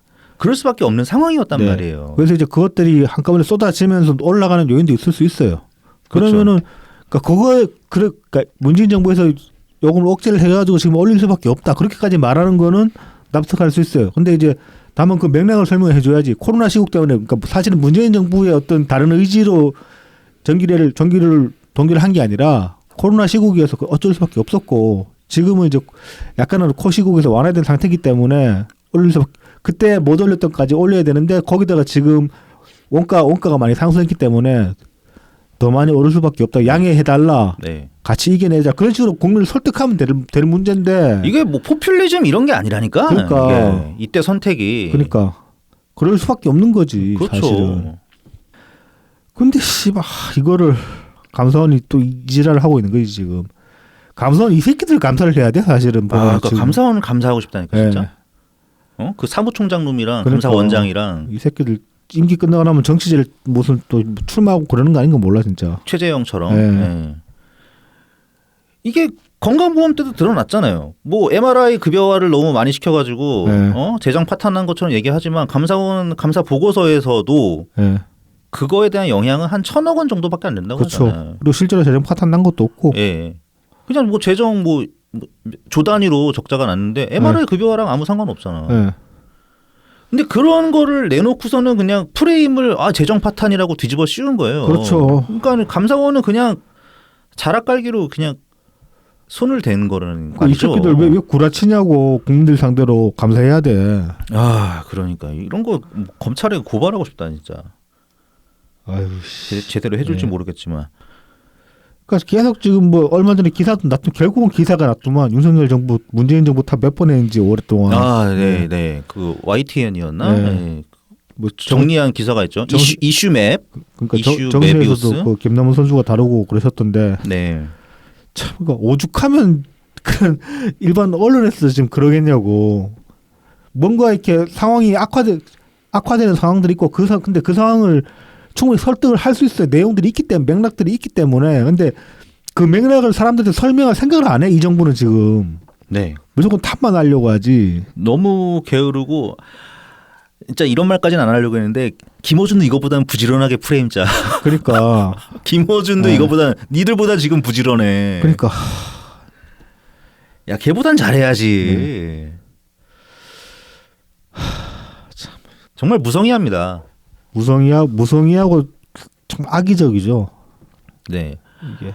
감사원은 독립적이어야지. 행정부로부터 독립적이어야 됩니다. 근데 그 위치를 지금 악용하는 거예요. 그렇죠. 아무리 봐도 지금 독립적으로 하고 있는 게 아니거든. 네. 이러다가 만약에 또 정권 바뀌어가지고 감사원에 손들려 그러면 또 뭐 독립기관인데 뭐 태클건에 그딴 소리를 할 거란 말이지 또. 네. 아유 진짜. 어우. 욕 나옵니다. 좀 이 짓거리 좀 안 봤으면 좋겠습니다. 네. 좀 이 짓거리 좀 이게 이게 진영을 떠나지 않아서 이게 계속 반복되는 거 아닙니까? 그렇죠. 새로운 어떤 그 우회로를 이용을 해가지고 제발 좀 징글징글합니다. 네, 윤석열이 제대로 된 인간이면 감사원이 이런 짓 하려고 그러면 못하게 막아야 되는 거지 사실은. 사실 문재인 정부 탓을 또 이제 뭐 정기요금만 하는 게 아니죠. 또 이번 주에 이제 또 큰 사건이 하나 터졌는데 네. 이거 관련해서 또 참 정부 탓, 또 문재인 정부 탓을 하고 있는데 한번 살펴봅시다. 네. 북한 드론 사태. 이제 예전에는 이제 무인기라고 그랬었는데 네. 이제 드론이 됐어요. 드론이라는 말이 또 익숙하니까. 이제 더 익숙해졌죠. 네. 그래서 이제 뭐 개요. 26일 날 이제 오전 10시경부터 김포, 이제 파주 등 경기도 일대와 강화도 등지에서 이제 북한의 드론 여러 대가 발견이 됐어요. 6대인가 7대인가 뭐 5대입니다. 5대. 지금 알려진 바로는. 5대. 그래서 이제 드론이 발견이 되면서 이제 당일날 이제 김포공항이나 인천공항이 항공기 이륙이 일시 중단됐어요. 한 시간 가량. 그래서 이제 파악된 그 드론이 총 5대고 이 중 한 대는 서울 인근에서까지 관측이 됐어요. 그래서 이제 나중에 그 분석한 결과로는 이 총 5대 중에 4대는 크기가 2m 정도 되는 드론인데 이것들은 이제 그 교란용으로 보고 있고 그다음에 한 대가 한 4m 정도 되는 그러니까 상대적으로 덩치가 크죠. 네. 2배 큰 드론이 한 대인데 얘가 관측용으로 보는 거예요. 그래서 이제 4대를 그 뭐 레이더나 어떤 감시망을 교란하고 있으면 4대를 먼저 보내놓고 그다음에 실제로 이제 감시 관측할 만한 장비를 싣고 있는 좀 더 큰 놈은 따로 이제 보내가지고 이 4대를 이제 혼란스러울 때 그 사이에 이제 들어가서 이제 뭐 촬영한다 그런 이제 개념으로 보낸 것 같아요. 당시에 보면 이제 그 수도권에 이제 대공 방어 포대가 있습니다. 이제 뭐 대표적인 게 비호하고 발칸. 비호는 그 이동식 대공 포대고 발칸은 이제 고정식이에요. 네네. 포대 설치된 네. 거라고 생각하면 되나요? 네. 비호도 이제 보통 보면은 뭐 이동식이라고 바뀌니까 차륜형 장갑차에다가 이제 위에 대공포 달아놓은 건데 얘네들이 뭐 돌아다니려면 돌아다니는데 평시에는 돌아다닐 일이 없죠. 그래서 네. 대공포대가 같이 이제 배치가 돼 있는데 그리고 얘네들이 이제 다 레이더가 달려 있습니다. 근데 이 비오나 발칸 같은 이제 요 대공포대에 있는 레이더에서는 관측을 못했어요. 이거를. 네. 그랬는데 2017년부터 이제 그 국군에 새로 배치된 게 있는데 이게 이제 국지방공 레이더 그래가지고 이것도 차량에 싣고 있어요. 근데 이 국지방공 레이더가 뭐냐면은 그 KF-20을 개발하면서 나온 A사 레이더 기술. 네네. 이거 이제 실전에 지금 처음 적용시킨 거거든요. 요게 요 국지방공 레이더도 이제 지금 그 전방이나 수도권부터 배치가 되고 있는데 얘네들은 잡아냈어요. 드론을 잡아냈고 그다음에 얘네들 말고는 열상 감지 장비. 요거는 이제 그 주로 이제 지오피에서 GP에 설치되어 있는데 열상 말 그대로 이제 열화상 장비입니다. 네네. 요걸로도 일부 이제 관측을 해냈어요. 근데 열화상 장비 같은 경우는 그 저쪽 상공이 떠 있다 정도면 보고할 수 있지 뭐 이동 경로 같은 걸 확실하게 보기는 힘들죠. 왜냐하면 사람이 이렇게 들여다보는 거니까. 네, 육안으로 보는 거니까. 근데 이제 A사 레이더 같은 경우는 경로를 상당한 시간 잡아냈습니다. 근데 이제 물론 이게 그 지금 이동 경로를 완벽하게 파악 못했고 중간중간 공백 기간이 있어요. 공백 그 구간이 있어요. 근데 요것들이 이제 말하자면은 요 지금 수도권 전체를 완벽하게 커버할 만큼 요 이동 국지방공 레이더가 완벽하게 이제 다 방공 레이더망이 완벽하게 다 구축이 되어 있지는 않다는 얘기가 되는 거죠. 네. 그래서 당일날 F-15K의 이제 KA-1 요거는 KA-1은 뭐냐면은 그 우리나라에서 처음으로 만든 항공기입니다. 군용 항공기입니다. 프로펠러기 이제 연습기도 있고 그다음에 네네. 그 경지상 공격기도 쓰는데 요때 있던 거 이제 경지상 공격기 버전이죠. 그래서 이제 KA-1이거든요. A가 이제 어태커의 약자예요. 보면은. 네. 그다음에 아파치하고 코브라 헬리콥터 네. 얘네들 추격을 해서 잡아보려고 출격을 했는데 요격 실패를 냈습니다. 그래서 이제 당시에 보면은 뭐 대공포도 있고 헬기도 뜨고 전투기도 떴는데 왜 못 잡았냐고 이제 이런 이제 비판이 많았는데 사실 저는 이거는 비판할 일은 아니라고 봅니다. 너무 작아서 그런 거 아닌가요? 예, 뭐 뒤에 이제 좀 더 설명을 하겠지만은. 네네.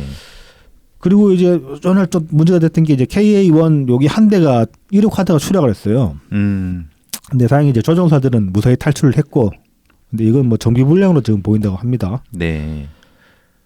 그리고 이제 27일 날, 요 다음 날 오후 1시에 또 강화도 일대에 이제 일대에 미상 항적이 포착이 돼가지고 군용기 20여 대가 출동을 했는데 출동해가지고 군용기에서 육안으로 확인해 보니까 3대다. 이런 이제 해프닝이 있었고, 그 다음에 27일에서 28일로 넘어간 자정에 또 보면은 이거 SNS상에서도 많이 나오는데 전국 여러 지역 충남까지 이제 그런 글들이 올라왔는데 한밤중인데 비행기 날아가는 소리 들린다고. 네네. 그래서 이 사람들이 무슨 전쟁 난 거 아니야, 큰일 난 거 아니야 그렇게 걱정을 하셨는데 이날 밤에 비상 출격한 거 맞습니다. 다수의 네. 전투기들이. 근데 이제 이것도 이제 전투기 띄워놓고 이제 전투기에서 관측을 해서 보니까 풍선이더라. 뭐 이제 그렇게 이제 판명이 났습니다. 자, 그래서 이제 이 사태를 놓고 보면 이제 비판할 수 없는 지점이 있는데 앞서 말씀드렸던 왜 격추를 못했냐, 뭐 이제 그 전에 앞서가지고 왜 탐지를 못했냐, 그 넘어오는 거왜 냅둔 이제 그런 비판들이 많았는데 이거는 저는 이제 이것도 일단은 비판할 일은 아니라고 봅니다. 2014년에 보면 이명박 때 박근혜 때였지 2014년이면은. 네, 그렇습니다. 그때 저기 뭐 서울 어디 야산에서 북한 네. 드론 추락한 거 2대 발견돼 가지고 난리 난 적 있잖아요. 한번. 네, 그랬었죠.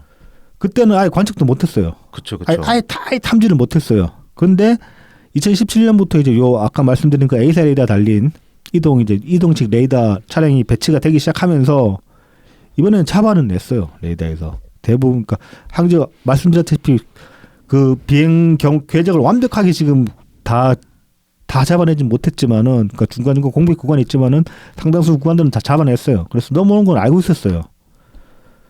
그래서 이제 탐지에 완전히 실패했다고 볼 수는 없어요, 일단. 그리고 이제 그거는 현재 장비가 계속 배치되고 있기 때문에 점점 나아질 상황이고, 물론 지금 이제 이번 사태를 통해 가지고 공백 구간이 있다는 게 발견이 됐으니까 빠른 조치가 필요하겠죠. 빠른 후속 조치가 필요하겠죠. 근데 단순하게 저건 왜 넘어온 것도 몰랐네라고 말하는 거는 틀렸다. 네. 그다음에 왜 격추를 못 시켰냐? 이거는 사실 이건 진짜 이건 뭐 깔 수가 없는 부분이에요. 왜냐하면은 뭐 앞서 말씀하셨다시피 작아서 못 잡아요. 지금 현실적으로 지금 뭐 일정 고도 이상의 뭐 지상에서 한 1, 2km까지 올라와 버리면은 그 드론은 그 격추할 방법이 거의 없습니다. 현재로서는. 지금 보면은 그 기사에도 나왔는데 이제 헬기들이 출격했잖아요. 아파치랑 코브라. 네네. 그래서 이제 그 출격한 헬기 중에 코브라가 지금 한 100발 정도 쐈다고 그러는데 못 잡습니다. 왜 못 잡느냐? 일단 코브라도 아파치도 마찬가지고, 코브라는 아파치는 지상 공격 헬기예요. 아, 공대지. 네. 그래서 이제 사격 통제 장치가 있는데 지상 목표물을 사격할 때 이제 잡아준 조종 장치가 달리는 거예요. 공대공 공격 능력 자체가 없어요. 근데 쐈다 그러면 이건 조종사가 육안으로 보고 쏜 거야. 근데 이게 무슨 총처럼 이렇게 가름자가 달려있는 것도 아니고, 근데 육안으로 대충 보고 이제 지향 사격을 한 거예요. 근데 그거를 막 2m짜리면 완전 쥐똥만한 건데. 그렇죠. 작죠. 그걸 무슨 수로 맞춥니까? 이걸 맞췄다 그러면 운빨이거나 조종사가 신이에요. 신급 파일럿이 가능한 거야. 그러니까 이거 못 맞췄다고 지금 비난하는 거는 저는 뭐 옳지 않다고 생각합니다. 그리고 이제 지상의 대공포 같은 경우는 기본적으로 레이더 유도로 이제 지금 목표를 맞추는데, 지상의 대공포들은 앞서 말씀드렸다시피 대공포대에 있는 레이더들은 아예 못 잡았어요. 구형 레이더라 가지고. 네. 그러니까 손쓸 방법이 없어요. 근데 물론 이것도 이제 그 포대의 포수들이 육안으로 관측이 되면은 대충 보고 지향 사격을 할 수는 있어요. 근데 이건 쉽지가 않죠. 네. 그 다음에 뭐 전투기들도 떴는데 전투기들도 못 잡죠. 못 잡을 것 같은데. 전투기. 너무 작아요. 예. 이게 이번에 나온 탑건 영화 같은 거 보면은 막 그 미사일 아주 작은 고무로 쏙 집어넣고 하잖아요. 네네. 근데 그건 지상에 있는 고정 목표물이기 때문에 가능한 겁니다. 그렇죠. 공대공 전투에서는 정밀 타격 불가능해요. 그래서 그렇게 막 영화에 보면 탑건에 보면 미사일 쏘고 막 피하고 그러잖아. 네네. 근데 그 미사일들이 실제로 비행기에 제대로 부딪혀가지고 격추시킨 경우가 많지가 않습니다. 비행기 근처 가면 터져가지고 그 파편으로 이제 그 비행 능력을 상실하게 만드는 그런 개념이기 때문에. 근데 이게 열추적 미사일이 일단 못 쏘요. 드론한테는. 드론은 프로펠러이기 때문에. 네네. 그 열추적 미사일이 따라갈 만큼 그런 고열이 발생되지가 않습니다. 그다음에 레이더 추적으로 쏜다고 해도 작아가지고 레이더가 저거를 인식을 할 수 있는데 저거를 타겟으로 인식하고 따라갈 만큼의 그런 크기가 안 나오는 경우가 많기 때문에 전투기가 또 사실은 뭐 기총으로 쏠 수 있는데 기총으로 쏜 것도 헬기랑 마찬가지로 이거 눈으로 보고 그냥 쏴야 돼요. 이 경우에는. 그래서 거의 불가능합니다. 그래서 이걸 격추 못 시켰다고 말하는 거는 격추 못 시켰다고 비난하는 건 또 온당치 않다. 네네. 뭐 대응 수단이 없느냐 하면은 지금 개발되고 있는 게 있긴 합니다. 그래서 이제 지금 이런 드론 대응 수단으로 나오고 있는 게 약간 그리고 이제 어느 정도 그 부분적으로 보급이 되고 있는 게 EMP 발사기. 요거 이제 쏘면은 대놓고 쏘면은 회로를 태워버리는데. 네, 그렇죠. 그거랑 그다음에 이제 그물총 발사기가 있어요. 네. 날아온 거 이제 새 잡듯이 네네네. 그물 쏴서 잡는 건데 둘 다 지상에서 그렇게 이제 저고도로 비행할 때는 가능한 얘기입니다. 현재로서는. 어느 정도 고도가 있을 때는 네, 네. 힘들죠. 네.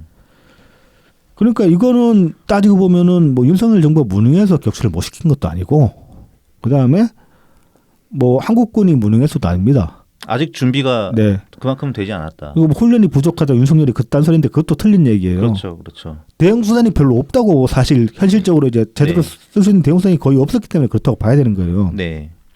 근데 이제 뭐 그래서 뭐 비판할 지점이 없냐? 그건 또 아니지. 비판할 지점이 엄청 많죠. 뭐 대표적인 게 NSC 안 열었다 그러니까 그 정부 관계자가 뭐라 그랬습니까? 전쟁 중에 토론할 일이냐 그딴 소리를 냈죠. 나는 이게 NSC가 뭔지 모르나 이런 생각이 들더라고요. 일단 그 전쟁 중에도 토론을 해야 되고 토론이 필요할 일이 있으면 네. 해야 돼. 그냥 발생하는 거죠. 그리고 NSC가 토론하기 위해서 하는 게 아니라, 그러니까 저는 이런 생각이 들더라고요. NSC가 일단 뭐냐면은 그 이제 바로 이제 대응할 수 있는 방법이기도 하고 거기에 대해서 논의를 하는 걸 수도 있고 아니면 지금의 상황에 대해서 분석하는 거 아닙니까? 그렇죠. 분석하고 예. 결론을 내리려면은 뭐 다른 입장이 나올 수 있기 때문에 정보 경로에 따라서 네. 그러면 그 상황에서 토론도 벌어질 수 있는 거예요. 얼마든지. 그렇죠.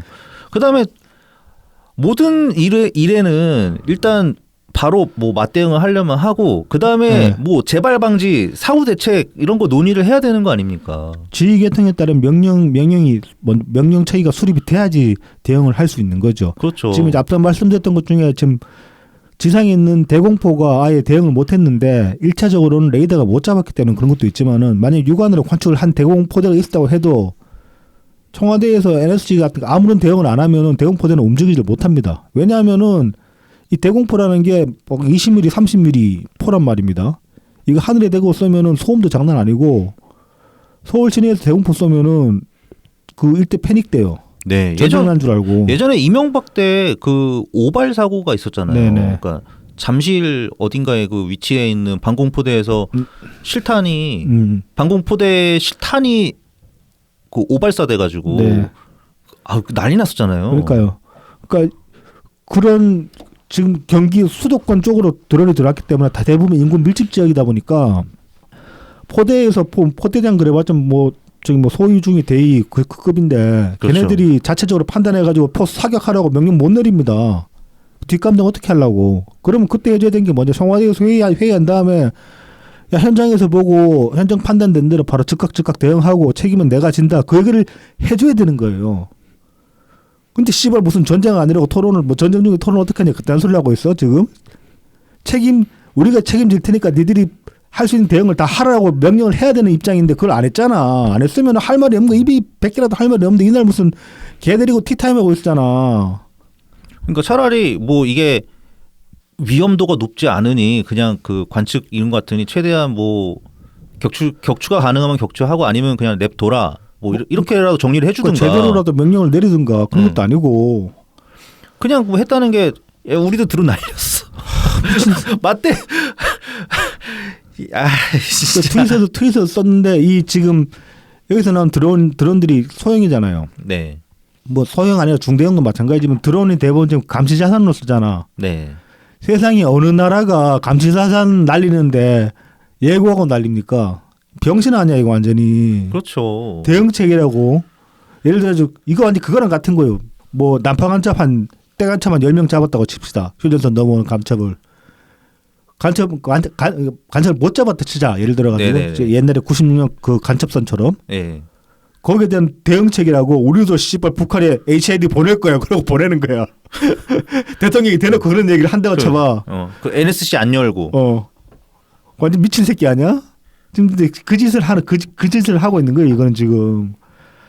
하다못해 그 당일은 아니라도 언제라도 바로 다음 날이든 언제든 뭐 이렇게 종합적인 이제 현재 진행 상황이라든가 아니면 상황이 종료됐으면 종료된 거에 대해서 NSC 열어가지고 다음에 만약에 또 북한에서 보내면 어떻게 할 건지. 그렇죠. 그러면 대책을 논의를 해야죠. 또 보면 뭐 윤석열이 무슨 뭐 스텔스 드론 부대 양성한다 그딴 소리를 했거든요. 이거 대응책이랍시고 이것도 지금 회의를 안 한 결과예요. 회의를 안 해서 이런 개소리를 하는 건데. 네네. 자 27일, 28일 밤에 무슨 일이 있었습니까? 새떼랑 풍선로 나왔죠. 왜 그러냐? 지금 드론 날아온 드론이 2m, 4m잖아요. 크기가 비슷비슷한 네. 것들이니까.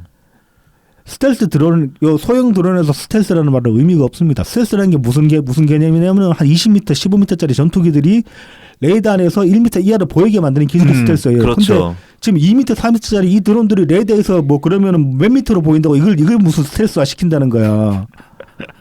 개념도 없이 그냥 막 씹으리는 거예요, 이거는. 아니면 막 진짜 스텔스로 그 뭐야 뭐 투명 망토 같은 거에서 사람들 육안으로도 안 보이는 드론을 뭐 광학 무체 만들어? 미쳤어? 그러니까 미치겠다 진짜. 그러니까 스텔스 드론이라는 게 있긴 한데 지금 개발되고 있는 거 우리나라에서 개발 중인 게 있고 그다음에 뭐 이번에 터키가 지금 터키제가 나왔다고 하는데 거기서 말하는 스텔스 드론은 훨씬 큽니다. 10m에서 15m짜리. 그러니까 일반 항공기보다 좀 작은 수준, 그러니까 뭐 저기 글로벌 호크 같은 거 미군에서 쓴 거 그런 거 있잖아요. 그래 난 10m 되거든. 그런 것들은 스텔스 기능이 있을 수 있지. 근데 지금 북한에서 넘은 이 드론에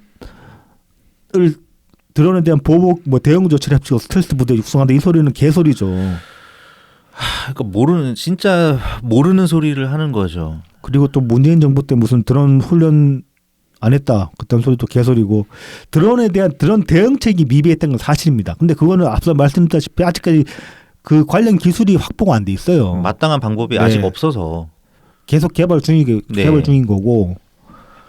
근데 드론 부대 창설 문재인 정부 때 드론 부대 창설됐고 이미 훈련도 그렇죠. 실시했습니다. 여기서 네. 지금 굳이 이제 이 상황에서 뭐가 부족했냐라고 얘기하면 문재인 정부 때 뭘 잘못했냐라고 짚으려면 짚을 수 있는 게 있긴 있어요. 뭐냐면은 감시 체계의 그 통합 일원화입니다. 그러니까 지금 같은 경우도 보면은 뭐 저기 국지방공 레이더랑 네. 그러니까 방공포대는 못 잡았는데 국지방공 레이더는 잡았다 그랬잖아요. 네네. 국지방공 레이더가 제가 알기로는 공군 소속이거든요. 방공포대는 육군 소속이에요. 그렇죠. 방공은 육군이죠. 그래서 레이더 데이터하고 공유가 안 돼. 근데 이제 이거 그 통합 그 통합 데이터 링크 시스템을 지금 확보를 해나가고 있는데 아직까지 우리나라 군이 완벽하게 그게 되진 않아요. 계속 이제 그것도 이제 계속 업그레이드되는 중이거든요. 그래서 그게 그런 것들이 미흡해가지고 대응을 제대로 못했다라고 지적을 한다 그러면은 그건 수용할 수 있어요. 근데 그런 거 알 리가 없어. 그렇죠. 그냥 무턱대고 탓하려고 하다 보니까 제대로 짚어야 될 건 짚지도 못하고 엉뚱한 소리만 하고 있는 거야. 그러니까 여기 뭐 대통령은 그렇다 치고 뭐 이렇게 정리해주는 애가 하나가 없냐. 뭐 이놈의 조직에는. 그러니까 여기도 보면 그 군 관계자들 있을 텐데 네. 그 사람들 말이 대통령한테까지 안 들어가는 거겠지. 그렇죠. 그리고 사실 이거는 이재명한테 되게 굿 타이밍이었습니다. 그렇죠. 네네. 국방위잖아 또 이재명. 이거 그냥 진짜 제대로 딱 짚어가지고 깠으면 윤석열 완전 깽깽하게 만들 수 있었거든. 근데 국방위 출석률 뭐 지금 꼴찌라면 막 44% 뭐 그렇다며. 예. 뭐 안동 계속 뭐 광주 갔다가 뭐 안동 갔다가 뭐 지방 다니면서 개소리들이나 계속 하고 있고, 길고 깊은 겨울 같은 소리나 하고 앉아 있고 뭐. 다음 주에 이제 부산으로 간다는 거 아닙니까? 그래서 양산 가고 예, 부산 가서 네. 이제 뭐 현장 최고위원회 하고 양산에 간다고 에이. 똥 싸는 거죠. 첫날부터 똥을 싸냐. 그러니까. 그래서 참 윤석열 정부 진짜로 심각하게 무식하다 이거는. 당초에 억까지 타는 걸 넘어가지고 깔지점이 없었던 것도 아닌데 굳이 앞서 말씀드렸다시피 짚으려면 짚을 것들이 있었는데 그런 건 네. 제대로 짚지도 못하고. 뭐 근데 이제 다만 비판을 하시되 뭐 왜 못 탐지했냐, 왜 못 떨궜냐, 그거 가지고 까는 거는 좀 적절치 못해 보인다. 네, 그렇게 네. 정리를 할 수 있겠습니다. 그러네요. 이게 참 이 드론은 하긴 뭐 지금 러시아도 뭐 그 드론의 속수무책 아닙니까? 그렇죠. 네. 네. 탱크 막 다 터지고 이게 참 미묘합니다. 이제 그 동안에 보면은 지금 뭐 그렇게 생각할 수 있잖아요. 한 몇으로 날아온 미사일도 지금 잡아내는데 그 조그만 뭐 저기 드론 기계 시속 뭐 100km, 200km 나가는 거 그거 왜 못 잡냐 그렇게 생각하실 수 있는데 그게 참 그 묘한 블루오션이 있어요. 그러니까 맞아요. 예. 크기가 작고 그다음에 막 그 지금 열이 별로 발생 안 하는 그런 것들을 잡아내려고 하면 또 그게 또 잘 안 잡혀요. 또 보면 그렇죠. 그쪽은 아직 그쪽을 잡는 기술이 별로 개발이 안 됐었기 때문에 이게 그 과학의 영역에서는 모든 걸 다 잘하는 그런 거는 없습니다. 그렇죠. 올라운드 플레이어는 없죠. 예. 그래서 어느 한쪽에 이제 특화되어 있는 뭔가를 개발할 수는 있는데 모든 걸 다 잘 잡는 레이더 이런 거는 없는 거죠. 아직은. 뭐 이제 그것도 이제 앞으로 인공지능이 이제 더 좋아지고 하면은 아마 저는 언젠간 그렇게 될 것 같아요. 그러니까 그러게요. 예, 소프트웨어적으로 분석해서 이제 그렇죠. 식별할 수 있는 뭐 그런 뭐 그 정도 크기의 이제 물체가 잡혔을 때 그게 이제 생물체인지 네네. 아니면 뭐 저기 풍선인지 드론인지 그런 것들 판별해낼 수 있는 그런 이제 판독 기술도 나오겠죠 언젠가는. 예, 궤적을 가지고 이제 판단할 수 있을 네, 테니까요. 네. 뭐 참 이 마지막 날에 답답하네요. 답답합니다. 또 답답한 소리 더 해봅시다 근데. 예, 더 해보죠.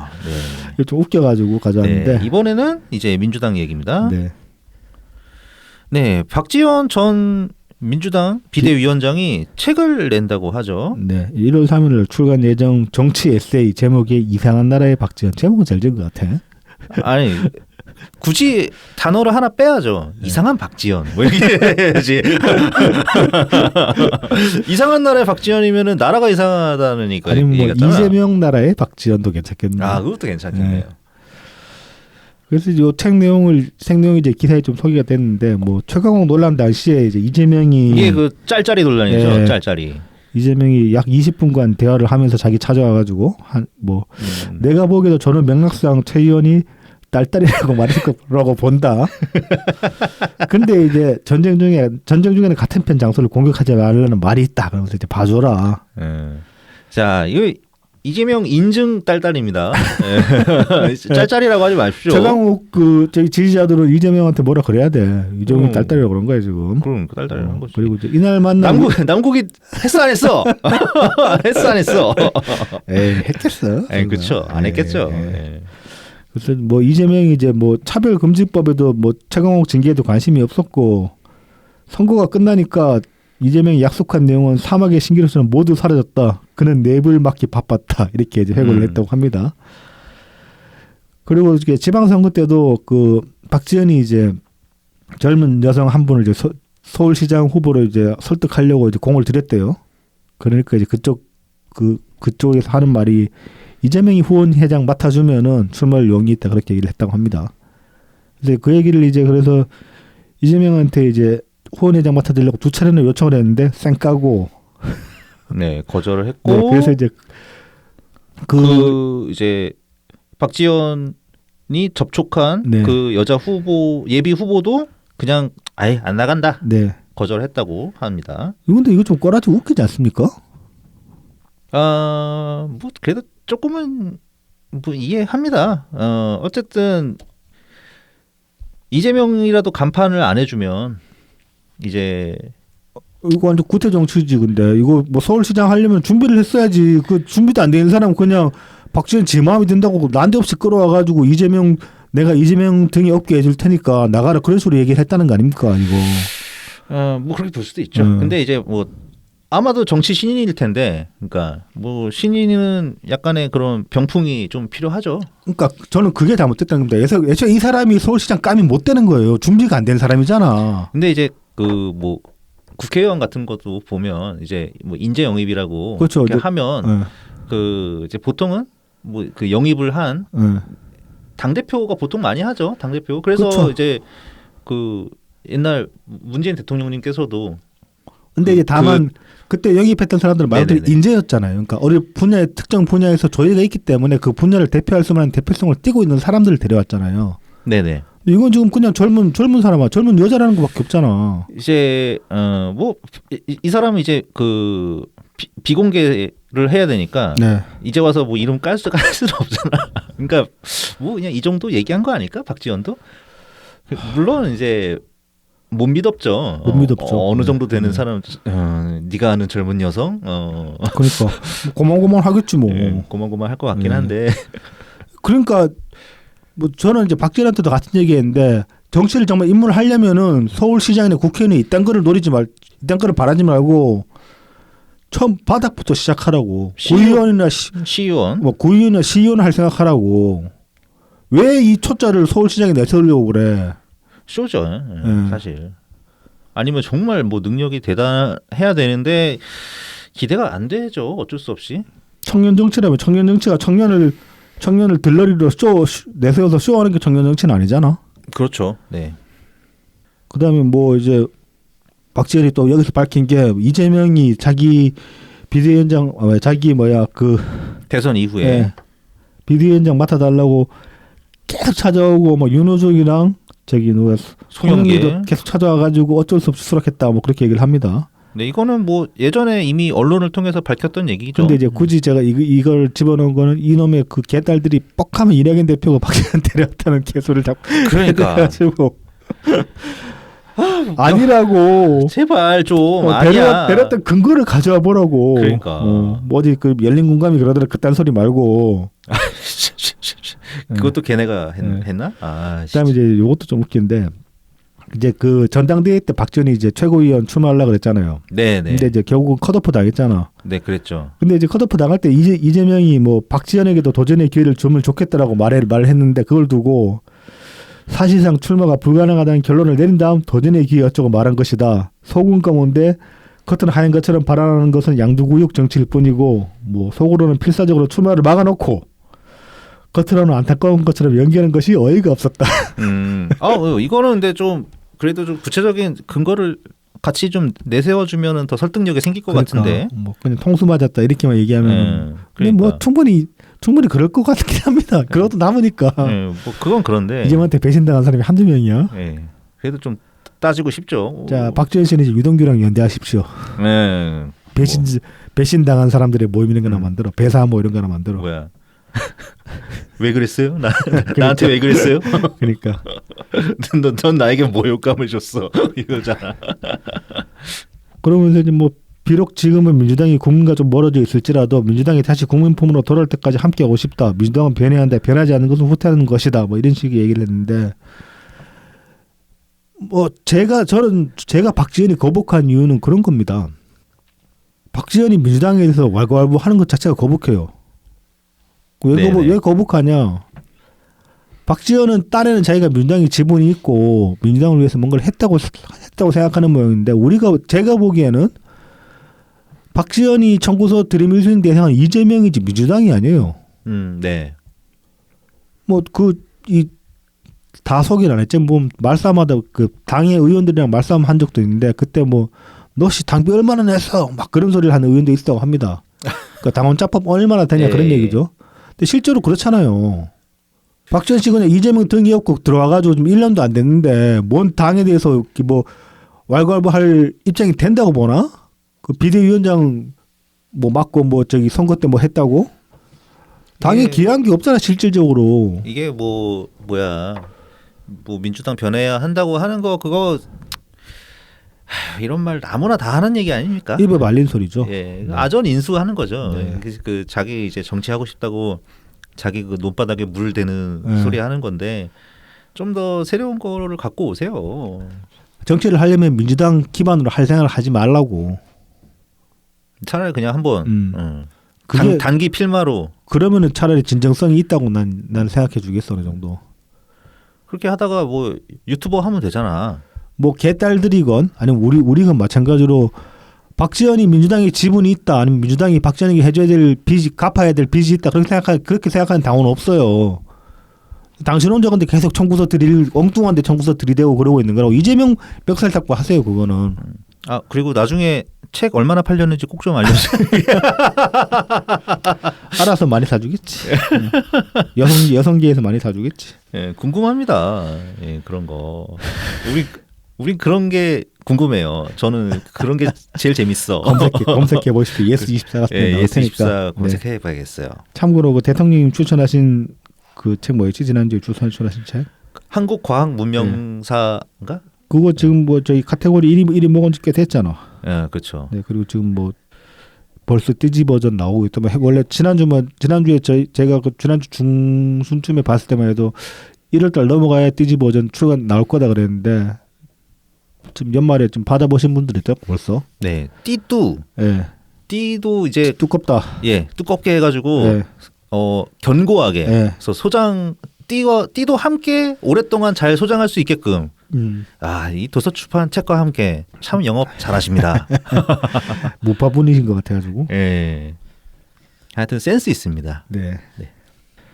자, 그러면 이제 오늘의 마지막 소식은 아니고 마지막 저희 이제 그냥 저희들이 이야기. 잡설 좀 해보겠습니다. 네. 뭐 이제 이번 주 방송 인트로로 이제 깨어있는 시민이 민주주의의 최후의 보루는 깨어있는 시민의 조직된 힘이다. 이제 요 앞 맥락까지 붙어 있는 대통령 이제 노무현 대통령 말씀을 가져왔는데 이게 원래 이제 저희가 뭐 몇 달 전에 이제 그런 얘기를 주고받지 않았습니까? 우리가 이제 그 대통령 저서 중에 진보의 미래 네네. 그거 가지고 한번 방송을 해보자 언젠가. 네. 이제 그런 얘기를 우리끼리 이제 약간 기획을 잡아봤는데 그리고 책을 좀 읽어봤는데 이게 사실은 그 방송 내용을 잡으려 하니까 좀 쉽지가 않더라고요. 책의 절반 이상이 대통령님이 이제 질문만 남기시고 떠나가 버리셔가지고 책 자체도 미안의 책인데다가 우리가 이제 그 질문에 뭔가를 채워 넣으려고 하기에는 우리가 너무 부족하고. 네. 그렇다고 질문만 쭉 나열해 놓을 수도 없는 거잖아요. 그래서 이제 뭐 근데 이제 저희가 그 책의 내용을 설명을 하면서 전달하고 싶었던 어떤 그런 이야기들이 있었죠. 그래서 이제 그걸 연말에 뭐 좀 한 10분, 15분 정도 제가 한번 이야기를 해보고 싶어가지고 그래서 이제 이번 주 인트로를 그렇게 썼습니다. 사실은 트위터하다 빡쳐가지고 그런 것도 있고. 네. 뭐 먼저 이제 우리 방송명이 왜 나이브 TV냐? 그 이제 저희가 이제 처음에 이제 방송하기로 마음먹었을 때 이제 기장님이랑 셋이서 처음에 채널명 뭘로 할까 이제 우리끼리 막 얘기를 했잖아요, 책방에. 그때 이제 나이브 TV라는 이름은 제가 정했습니다. 근데 여러 가지 이제 그 채널 뭐 이걸로 하자 저걸로 하자 그런 얘기들이 나왔는데 당시에 이제 그 제가 나이브 TV라는 이름을 이제 떠올리게 된 계기는 그 당시에 이제 기정님이 온라인에서 이런저런 말씀하시다 보면 그 특친 분들이 아니면 책방에서나 이렇게 나이브 하다는 얘기들 종종 들었어요. 나이브 하는 얘기를. 그래가지고 나이브 괜찮은데 그래서 나이브 TV 합시다. 그렇게 해야 되지. 그냥 그렇게 약간 즉흥적으로 그렇게 나이브 TV라고 붙이게 된 건데 뭐 붙이고 나니까 나름대로 의미가 생기긴 했어요. 지금까지 저희 방송을 보면은 대체로 이렇게 뭐 언론 보도 이상으로는 안 나가려고 저희들이 스스로 이제 가이드라인을 잡는 게 있잖아요. 그러니까 그 이상의 어떤 추측은 되도록 안 하려고 뭐 나중에 어떻게 이제 그게 밝혀지든 간에 우리 추측한 게 맞든 틀리든 간에 상관없이 뭐 그렇게 보면 이제 그런 기조 자체가 나이브하다고 볼 수도 있죠, 충분히. 네. 그리고 그렇게 보면 저희는 꼭 나이브하다는 게 나쁘다는 거, 뭐 나쁘다거나 이렇게 좀 뭐 급이 떨어지는 거다 그렇게 생각하지도 않으니까 저희들 스스로는. 그리고 또 이제 어떤 뭐 진영으로부터 좀 나이브해지자 뭐 그런 의미도 좀 네, 있었죠. 그렇죠. 근데 이제 당시에 제가 나이브 TV라고 그 이름 지은 데는 제 나름대로 이제 숨은 의미가 있었는데 그게 뭐였냐면은 그 제가 이제 깨시민이라는 말에 되게 반감이 커요. 그 이제 그 깨시민이라는 말의 대척점으로 이제 저는 나이브라는 말을 생각을 해가지고 나이브 TV라는 이제 그런 장면을 붙인 거이기도 하거든요. 그래서 이제 깨시민이라는 게 대체 뭐냐, 깨어있다는 게 대체 뭐냐. 보통 보면 이제 그 노무현 대통령님도 이제 그런 맥락으로 말씀을 하셨을 거고 일반적으로도 깨어있다 그러면은 어떤 부조리에 눈 돌리지 말고 아니면 이제 부조리에 눈 돌리지 말고 이제 거기에 이제 저항하는 것 그런 걸 이제 깨어있다라고 얘기를 많이 하죠. 그런데 일반적으로 그러니까 생각해 보면은 어떤 세상의 부조리는 눈에 잘 들어와요. 네네. 쓴소리하는 거 어렵지도 않아요. 일반 시민 자격으로 뭐 그것 막 그렇게 막 부조리 막 틀린 거 틀렸다고 막 그런다고 해가지고 불이익받는 시절도 아니고 그렇게 탄압받는 시절이고 그놈의 막 이동형은 어목했던 시절 지랄하고 있는데 뭐 지랄 겸정하는 소리고 이명박 때도 그렇게 안 어목했어요. 따지고 보면은 뭐 그때 이제 노무현 대통령이 가까운 분들은 좀 탄압받았다고 그러지만은 네네. 그 제외하고 나면은 뭐 김어준 별로 당한 거 없고. 김어준은 잘 먹고 잘 살았지. 그렇죠. 또 돈 잘 벌고. 뭐 재판 하나 걸렸다고 그냥 다 그 무죄 판결 받고 나왔는데 뭐 그냥 상징적인 사건들이 몇 개 있었죠. 네. 네. 그 뭐 미네르바 사건 뭐 이런 거 같은 거라던가. 그래서 이제 그 세상의 부조리 남의 부조리는 눈에 잘 들어옵니다. 사실 그래서 그거 가지고 그런 것까지 얘기한다고 깨있다고 말하는 건 좀 저는 좀 우습다고 생각해요. 그래서 사실 정말 깨인 게 뭘까 그러면은 자아성찰입니다. 자아성찰. 사실 이 부조리라는 게 세상에만 존재하는 게 아니군요. 나도 엄청 부조리한 사람이에요. 근데 내가 뭔가 세상을 향해서 부조리를 말을 하려면은 내 스스로의 부조리부터 고쳐 나가야 되는 거예요. 내가 떳떳할수록 내가 말하는 말에 힘이 힘이 실리기 마련이기 때문에 그러기 위해서라도 내 스스로를 계속 돌아보고 내 안에 있는 부조리가 뭔가 그걸 계속 들여다보고 고쳐 나가려고 해야 된단 말입니다. 그러니까 이제 저는 정말 깨어있는 사람이라는 거는 끊임없이 자기 자신을 의심하고 돌아보는 사람이라고 생각하거든요. 근데 지금 그 뭐 깨심이라는 거 이렇게 막 뭐 트위터 같은 데서 프로필에 붙이고 아니면 닉으로 쓰고 그런 사람들 중에 제가 본 상당수는 그런 거랑 거리가 멀어 보이는 사람들이었어요. 제 인트로에서 들으셨겠지만은 뭐 이제 노무현 대통령이 민주주의의 핵심 가치를 대화와 타협, 관용, 통합 이렇게 말씀을 하셨습니다. 트위터에서 깨시민 딱 집어치고 있는 사람들 중에 상당수가 이재명 지지자들인데 이재명이 대화와 타협, 관용, 통합 이 가치를 가지고 있는 사람입니까? 이재명한테 대화라는 게 있나? 없죠. 없어. 예. 뭐 들을 줄 알아야 대화가 생기고 뭐 타협도 있고 그렇죠. 그러지. 관용이라는 게 끊임없이 딜은 치려고 하지. 이것도 타협인가? 딜 치는 것도 타협이지. 타협은 타협인데 그 딜이 이제 뭐 좀 더럽죠. 더러운 상황에서 그러고 있으니까 뭐 관용, 통합 이런 거는 거리가 멀죠. 네. 그 이재명 지지자들도 마찬가지 아니에요? 아직까지도 이직 타령하고 있고, 이직. 이낙연 대표 악마화나 시키고 있고. 그러니까 노무현 대통령이 가장 중요하게 말씀하시는 그 가치들이랑 완전히 동떨어진 행동들을 계속 하고 있는데 그러면서 무슨 자기들이 깨심이라는 겁니까 대체? 그리고 이제 여러 가지 이제 그 정치권의 어떤 개혁, 뭐 그다음에 이제 복지 강화 그리고 이제 언론 개혁이 이제 그 모든 어떤 개혁들의 가장 중요한 수단으로서 이제 노무현 대통령이 강조를 하셨어요. 그런데 개딸들이 생각하는 언론 개혁이 뭘까요? 열린 공감이 조선일보 되는 거? 김호준이 이제 그 TBS 나와가지고 뭐 저기 유튜브로 한다고 그러죠. 1월 9일날 첫 방송 한다고 그러던데. 그러니까 다스베이다를 이름만 바꾸는 건가요? 아니면은 뭐 뉴스 공장이라고 따로 또 그 채널을 판 것 같은데.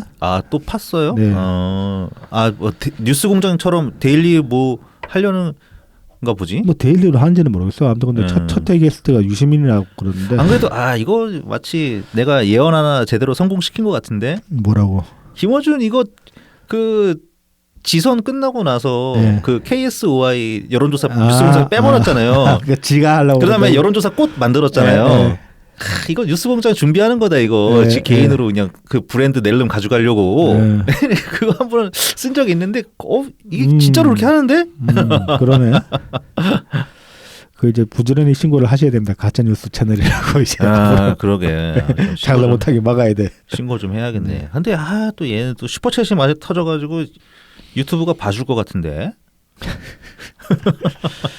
글쎄, 두고 봐야죠. 예, 어쨌든 뭐 시끄러워지겠네요. 안 그래도 보니까는 뭐 누구야 유시민이 뭐 첫 회에 자기 출연한다고 뭐 그 말한 것 같던데. 노무현 대통령이 말씀하신 언론 개혁이라는 거는 우리 편 언론을 만들자 그런 얘기가 아닙니다, 절대. 그 이제 인트로에서도 이제 말씀드린 게 노무현 대통령이 말씀하셨지만은 현실을 정확하고 공정하게 전달하며 가야 할 방향을 책임있게 제시하는 거. 이게 이제 언론이 이제 나가야 될 방향이라고 말씀하셨어요. 이건 우리 편 언론을 말씀하시는 게 아니에요. 그냥 똑바로 말하라는 소리지. 예, 마땅히 이제 언론이 해야 할 일을 제대로 해라. 네. 김어준이 그럽니까? 김어준 저 뉴스공장 마지막 방송에서 그랬다. 또 그 소리 또 하더만. 저는 편파적입니다. 하지만 뭐 편파로 가는 과정은 공정합니다. 개소리지. 너는 과정도 안 공정하다는 게 과정도 안 공정할 뿐더러 과정이 공정한데 결론이 편파적일 수가 없어요. 그 말장난이에요, 그냥. 네. 그리고 책임도 안 지죠. 책임도 안 지죠. 네. 책임도 안 지죠. 네. 문재인 정부 기간 동안에 그 방통위로부터 받았던 수많은 경고, 그렇죠. 지적사항, 네. 거기에 대해서 아무런 책임도 안 졌잖아. 그렇죠. 그 뉴스공장 하기 전부터도 책임을 지지 않았었고 뉴스공장을 하면서도 책임을 지지 않았었고 네. 항상 그냥 쌩까고 입을 다물었죠. 네. 그놈의 K값 그다음에 그 세월호 네. 세월호 파리한 거 뭐 그 이전까지 거슬러 올라가면 또 많지. 황우석도 있고 뭐. 황우석도 있죠. 예, 네. 예.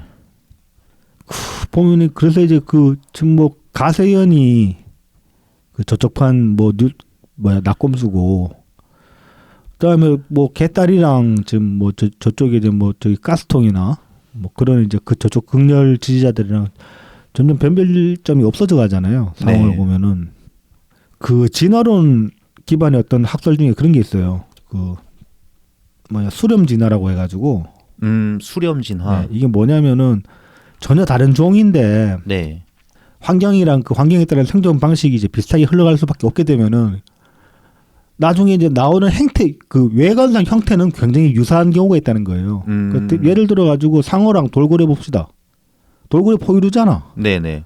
상어는 어류잖아. 근데 둘 다 바다에 살고 대형 포식자로서 빠른 속도로 사냥을 하는 대형 포식자잖아요. 네. 근데 그러다 보니까 나중에 쭉쭉 진화하고 나더니면 형태가 비슷해요. 외관이 비슷하죠. 네, 외관이 비슷하죠. 네. 그런 것들이 꽤 있단 말입니다. 그걸 이제 수렴 진화라고 하는데 결국은 뭐 극자나 극우나 그런 식으로 그것도 이제 수렴 진화의 형태가 아닌가 저는 그런 생각이 들어요.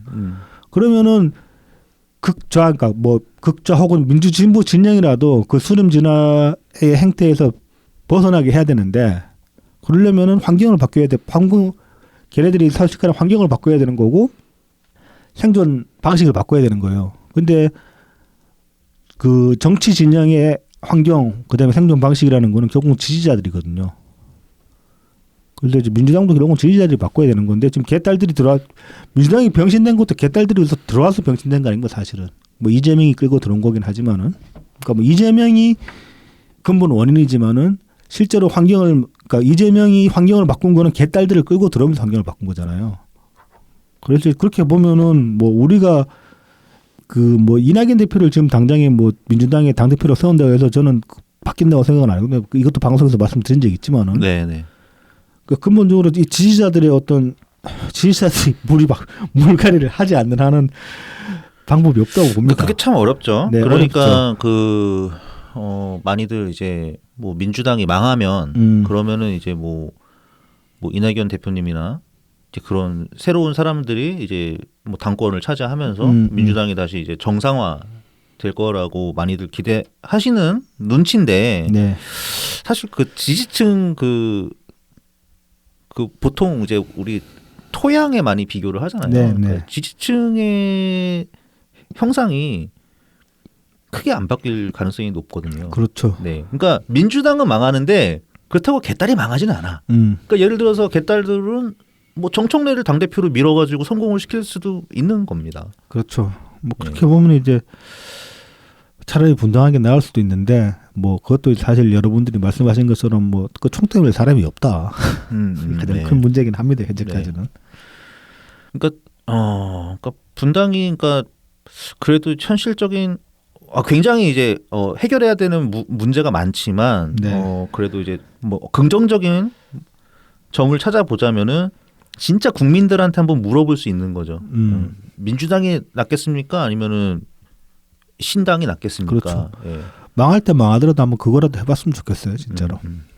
그래서 이제 노무현 대통령은 그 대화, 타협, 관용을 통해서 이제 통합에 이르는 게 이제 그 우리가 나가야 될 길이고 그게 이제 민주주의다라고 말씀을 하셨는데 그것들을 어떻게 할 것인가? 네. 그런 이제 그런 질문을 사실은 남기고 가신 거예요. 그게 이제 진보의 미래라는 책에 있는 질문들이고, 근데 그 모든 질문들을 문재인 대통령이 추격을 하셨다고 생각해요. 그 모든 질문들에 대한 답을. 네. 저는 그게 이제 태도가 본질이다라는 말씀이라고 생각하거든요.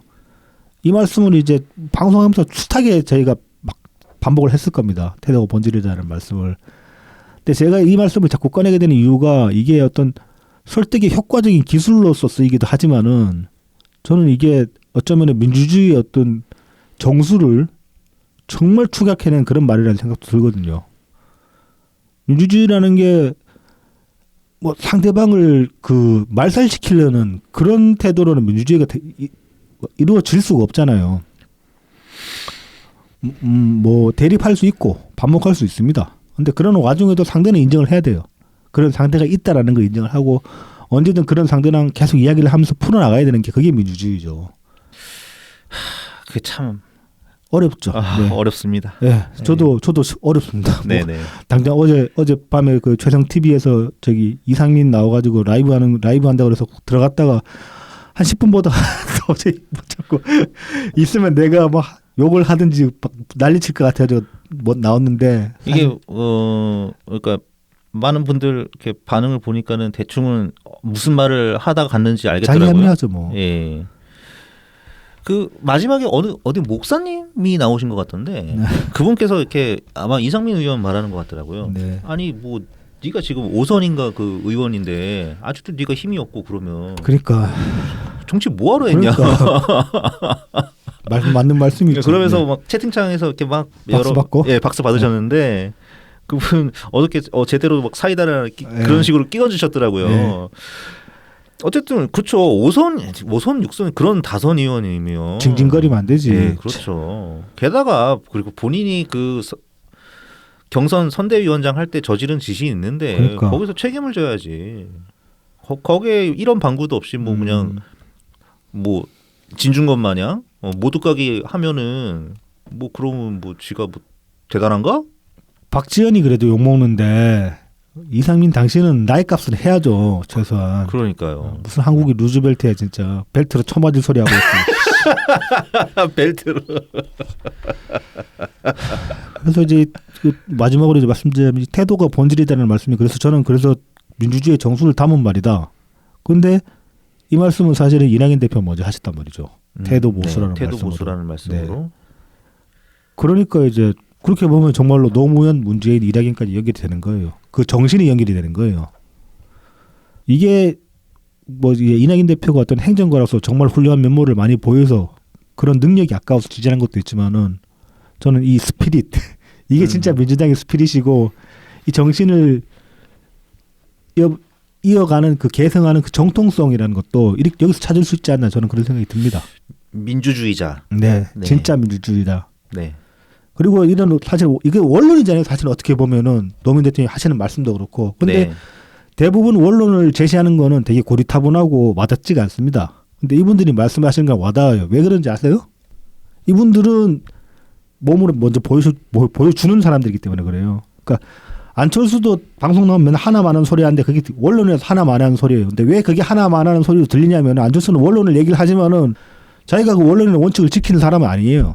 그러니까 자기가 행동으로 보여주지 못하기 때문에 그게 짜증나게 들리고 고리타분하게 들리는데 노무현 대통령이 문재인 대통령이 그리고 이낙연 대표는 행동으로 먼저 보여줬기 때문에 그게 고리타분하게 안 들리는 겁니다. 와닿는 겁니다. 그리고 행동이 항상 삼가고 조심하시면서 그렇죠. 신중하시고 네. 그리고 함부로. 그렇게 결정한 한 걸음을 내딛었을 때는 무겁게 내딛으시죠. 그렇죠. 예. 쉽게 다시 돌아오지 못하게. 네. 그게 실력이죠. 네, 그게 실력입니다.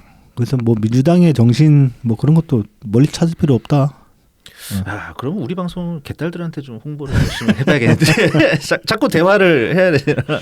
악플도 좀 어렵습니다. 네, 솔직히 어렵습니다. 네, 그리고 어렵습니다. 뭐 사실 그 뭐 이게 똘레랑스 앙똘레랑스 얘기하듯이 네. 대화 타입도 그 한계가 있어요. 아, 네, 네. 그것 자체를 배척하는 사람들은 그냥 이제 뭐 논외로 돌리는 수밖에 없죠. 네. 아, 지선 때 그래도 좀 민주당 지지자로 보이시는 분들이 몇 분이 한 두세 분 정도 우리 방송에 댓글도 좀 민주당 찍어야지 막 이러면서 댓글도 좀 다시고 그랬었는데. 그러니까요. 다시 오세요. 대화합시다. 자 이제 업로드 기준으로 이제 이게 2023년 첫 방송이죠. 네, 그렇습니다. 네. 뭐 그래서 이제 마지막 인사 새해 복 많이 받으십시오 하면 되겠지. 네, 네. 여러분 새해 복 많이 받으시고 2024년 한 해도 건강하시기 바랍니다. 네. 뭐 22년보다 나은 23년이 됐으면 좋겠습니다. 네, 저희도 한 걸음 더 발전하는 나이브 TV가 되도록 하겠습니다. 노력하겠습니다. 노력하겠습니다. 될지 안 될지 모르겠고. 네, 네, 네. 감사합니다. 네, 감사합니다.